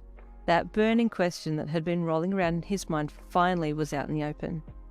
You sighed again as you walked over to the swing and sat down. Shinsou walked over to one of the poles that anchored the swing set to the ground and leaned up against it, crossing his arms across his chest calmly. I guess I owe you the full story, he said, giving him an embarrassed smile as you rocked the swing back and forth on your heels. Honestly, you don't know me anything, but I'd love to hear the full story, Shinsou replied, his tired, deep purple eyes watching you keenly. Okay, well, it all pretty much started when I saw you compete at the UA Sports Festival, you divulged. I thought you were pretty cool and I wanted to meet you. Shinsou smiled slightly. So I waited at the UA the following day to talk to you, but I missed you. Then I found out that you liked cats, he said. So you shifted into cat form to meet me? He asked. Well, yeah, you replied, avoiding eye contact due to embarrassment. Cute, he chuckled. Your heart skipped a beat. But my quirk didn't last long, that's why in those early days I'd just take off so suddenly, you replied. He said. Okay, so then you wanted to get it extended so you didn't have to be running off so quickly? He added. You nodded. Yeah, I found some shonky guy that extended my quirk for me, but then, as you know, it worked too well and I got stuck in cat form. Shinsou nodded. Okay, well that's all making sense so far. There was a moment's silence before he spoke again. So, about you coming home with me? Your face turned bright red and you stopped swinging, just staring at the ground. Well, you invited me and you said you wished I'd come with you, so... Well, yeah, I thought you were a real cat, so... You hesitated and looked at him. I'm sorry, I really am. I shouldn't have deceived you like that, you said sadly. Hey, those were the best 3 months of my life, he said softly, his tired eyes full of raw emotion. I really liked you living with me.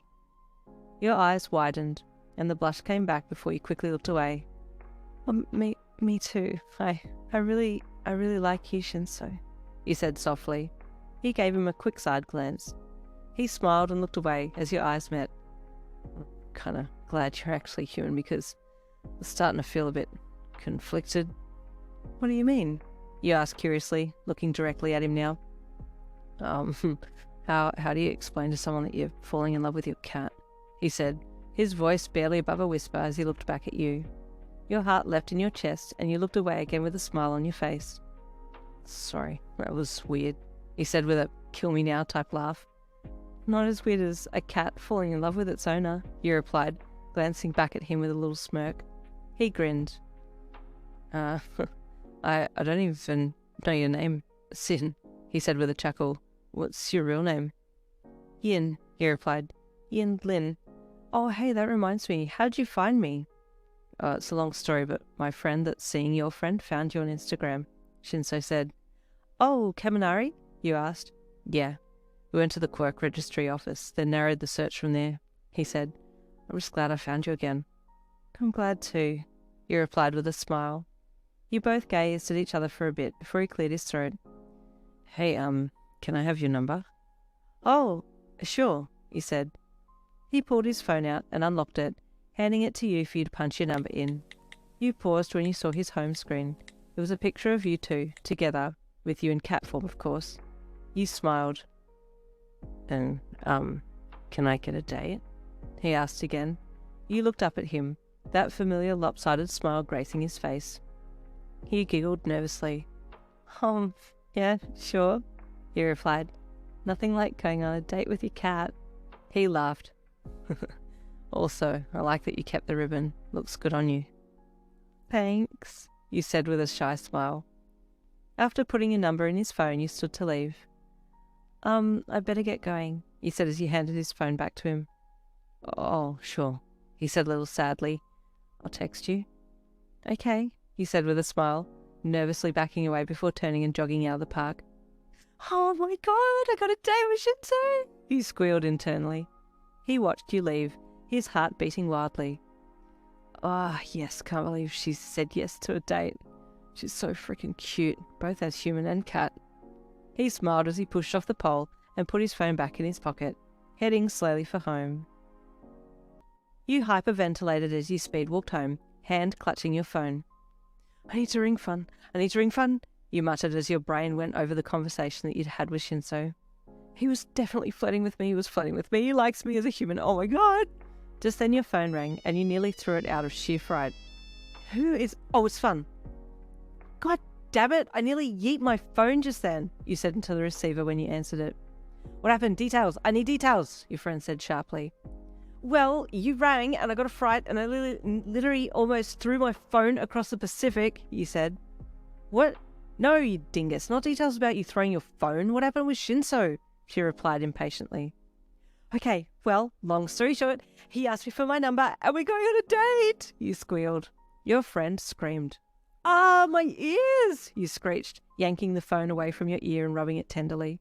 Just then your phone vibrated and you looked at the screen. Oh, he just texted me, you squealed loudly. Who? Shinsou? You heard your friend yell through the phone as you still had it held away from your ear. You put her on loudspeaker. Yes! Oh my god, he wants to catch up again after school. Wait, let me click into the message. I'll read it. Hey, you read. It's Shinsou. I'm really happy I got to see you today. Do you want to meet up again tomorrow? Maybe go to the cafe nearby for our date? Tell him yes! Your friend yelled. Hey, you said out loud as you typed a message back to him with your friend still on loudspeaker. I'm glad I got to see you again too. I'd love to catch up again tomorrow. I'll see you at the school gates. Send, you said. Good, your friend commented. He's replying, you screeched. The 3 dots have popped up. Read me his reply, your friend yelled. He says, okay, awesome. We'll go for coffee and this time I'll get you your own so you don't try and steal mine. Tongue poking out with wink emoji, you said. Ugh, what a flirt, Fun said smugly. No, but I legit did try and steal his coffee multiple times when I was still a cat, you said with a laugh. Okay, I'm gonna text him for a bit now. I'll ring you later, Kay, you said quickly. No, don't hang up. I want to know what you two are texting about, your friend wailed.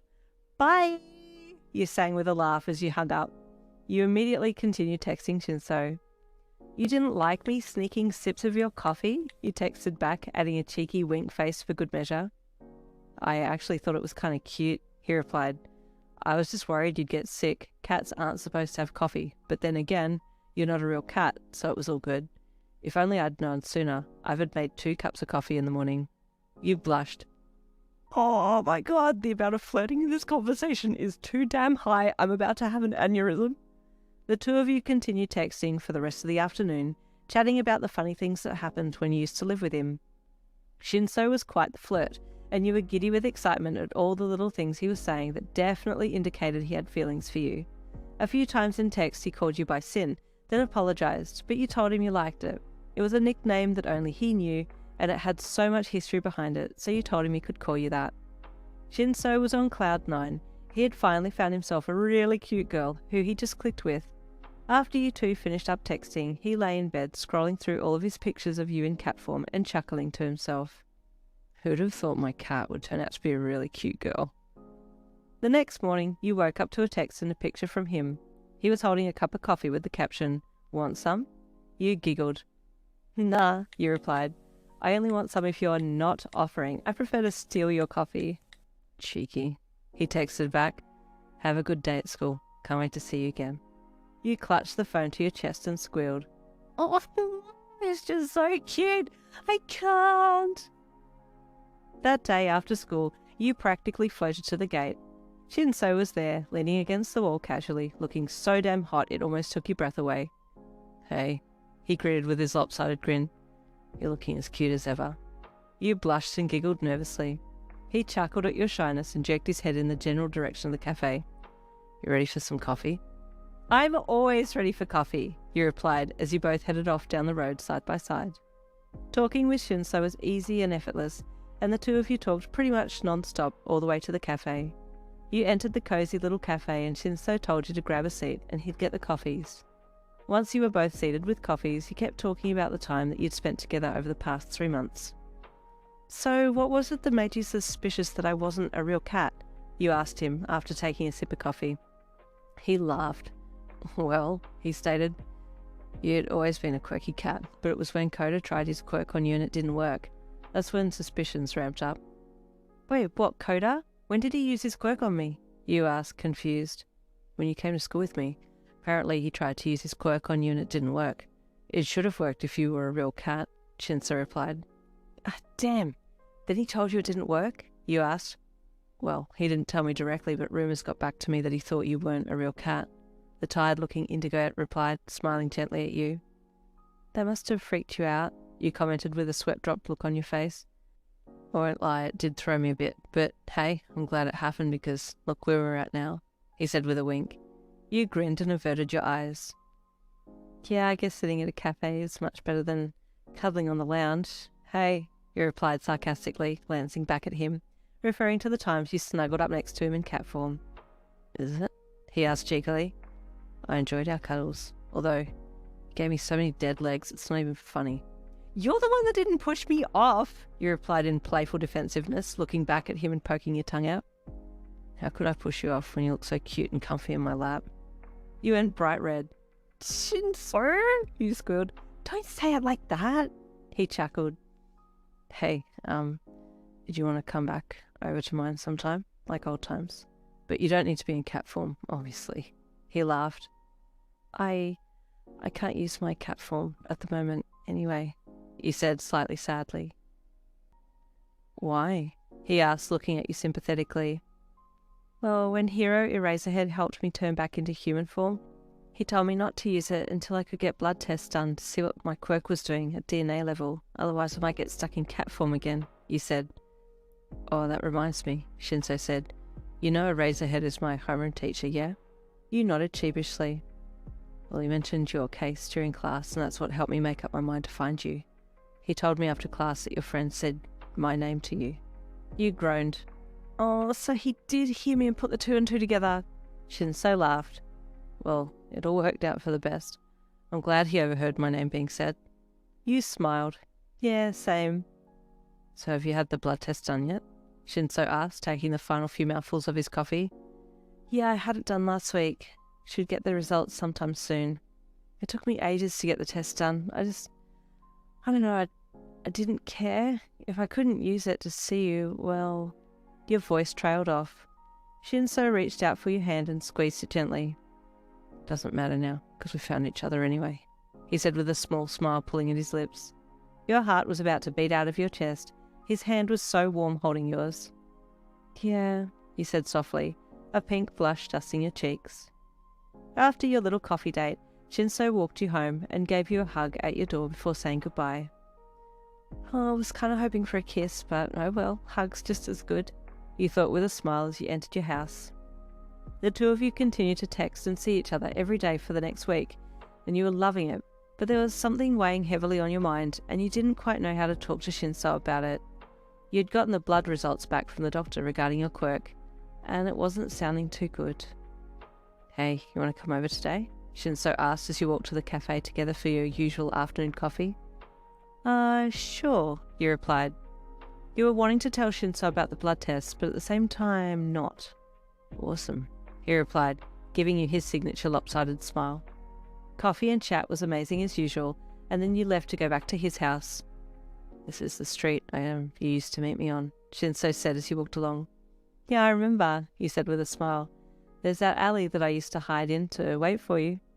What a cute stalker, Shinsou said with a wink as he nudged you gently with his shoulder. Well, you didn't complain, you retorted with a cheeky smile. I'll never complain about being stalked by a cute girl who can shapeshift into a cat, he flirted. You blushed as he reached for your hand and held it. Oh, is this guy gonna ever ask me out, or are we just gonna flirt like idiots for the rest of our lives?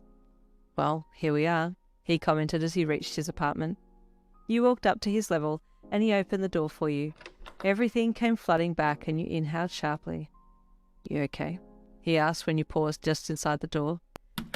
Yeah, I'm good. It's just everything's coming back, he said, wringing your hands nervously. Come and sit down, he offered, pulling on your hand gently. You followed him to the lounge and sat down as he let go of your hand and walked to the kitchen. Here, catch, he said as he pulled a bag of chips out of the cupboard and tossed it to you. You caught it. These were always your favourite, he said. You were forever stealing these when I was at school. You giggled. Well, you always had heaps, so I figured it was fine. I made sure to buy extra when I realised that these were your preferred flavour, he said as he walked over and plopped down next to you on the couch. You're such a nice guy, Shinsou, he said with a smile. Am I nice enough to become your boyfriend? He asked softly, his tired eyes staring nervously into yours. You went bright red. Yeah, of course, you said with a chuckle. I wasn't sure if you just wanted to flirt or if you were actually interested in me. What? He said in surprise. You're perfect, you're cute, we get along well, and on top of that you can shapeshift into a cat, my favourite animal. Your heart sank a little. Shinsou, you said hesitantly, dropping your gaze to your lap. What if I couldn't use my quirk ever again? Shinsou looked confused. What do you mean? He asked, reaching for your hand to hold it.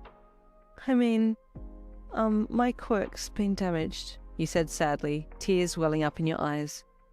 How damaged? Shinsou asked softly. Well, according to the doctors, if I use it, I'll definitely turn into a cat. But the extensions that was injected into me is taking over my human DNA, so there's a chance that I'll actually turn into the animal and not be able to come back, you said, a single tear rolling down your cheek. If they can get me back, there's a high chance I'll develop amnesia and forget everything from my life up until this point. I'm scared to use it again. Shinsou looked sympathetically at you. Will you still like me if I can't ever use my cat quirk again? Now I'm just a girl with a quirk that I can't use, you said sadly, your bottom lip quivering. Shinsou smiled sadly at you.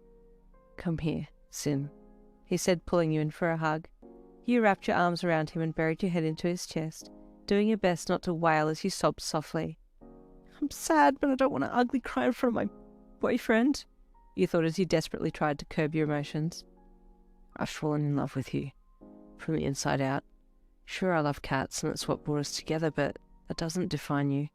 You're more than your quirk, he said, pulling you back a bit so he could wipe the tears from your cheeks. Will you still be my girl? Of course, you sobbed, happily now, leaning back and face-planting into him while hugging him tightly. He hugged you back and bent his head down beside yours, kissing you on the cheek. You pulled back and looked up into his tired purple eyes, sniffing and wiping your own eyes and nose on your sleeve. Classy, he chuckled softly. You're perfect, Sin. Don't ever change. Slowly he leaned his face towards yours. You braced for the kiss you knew was finally coming. As his lips met yours, your eyes fluttered shut, his gentle hand caressing your cheek as you kissed softly a few times. You sighed happily as you pulled back and smiled at him. Then you leaned forwards and booped your nose against his. What? Then he remembered back to when you did the same nose boop thing to him when you were in cat form. His eyes widened slightly. That nose boop, he said. You did that to me once when you were in cat form. It's going to sound crazy, but when you did that, I just felt like you were trying to say, I love you, you said with a teary smile. That's exactly what it means, you confirmed, kissing him quickly on the lips again. It's perfect. I'll take another of those nose boops, please, he said with his signature smile. And there is the end of the completed book of Boop I Love You. Thank you so much for listening, and I will hopefully see you in the next book.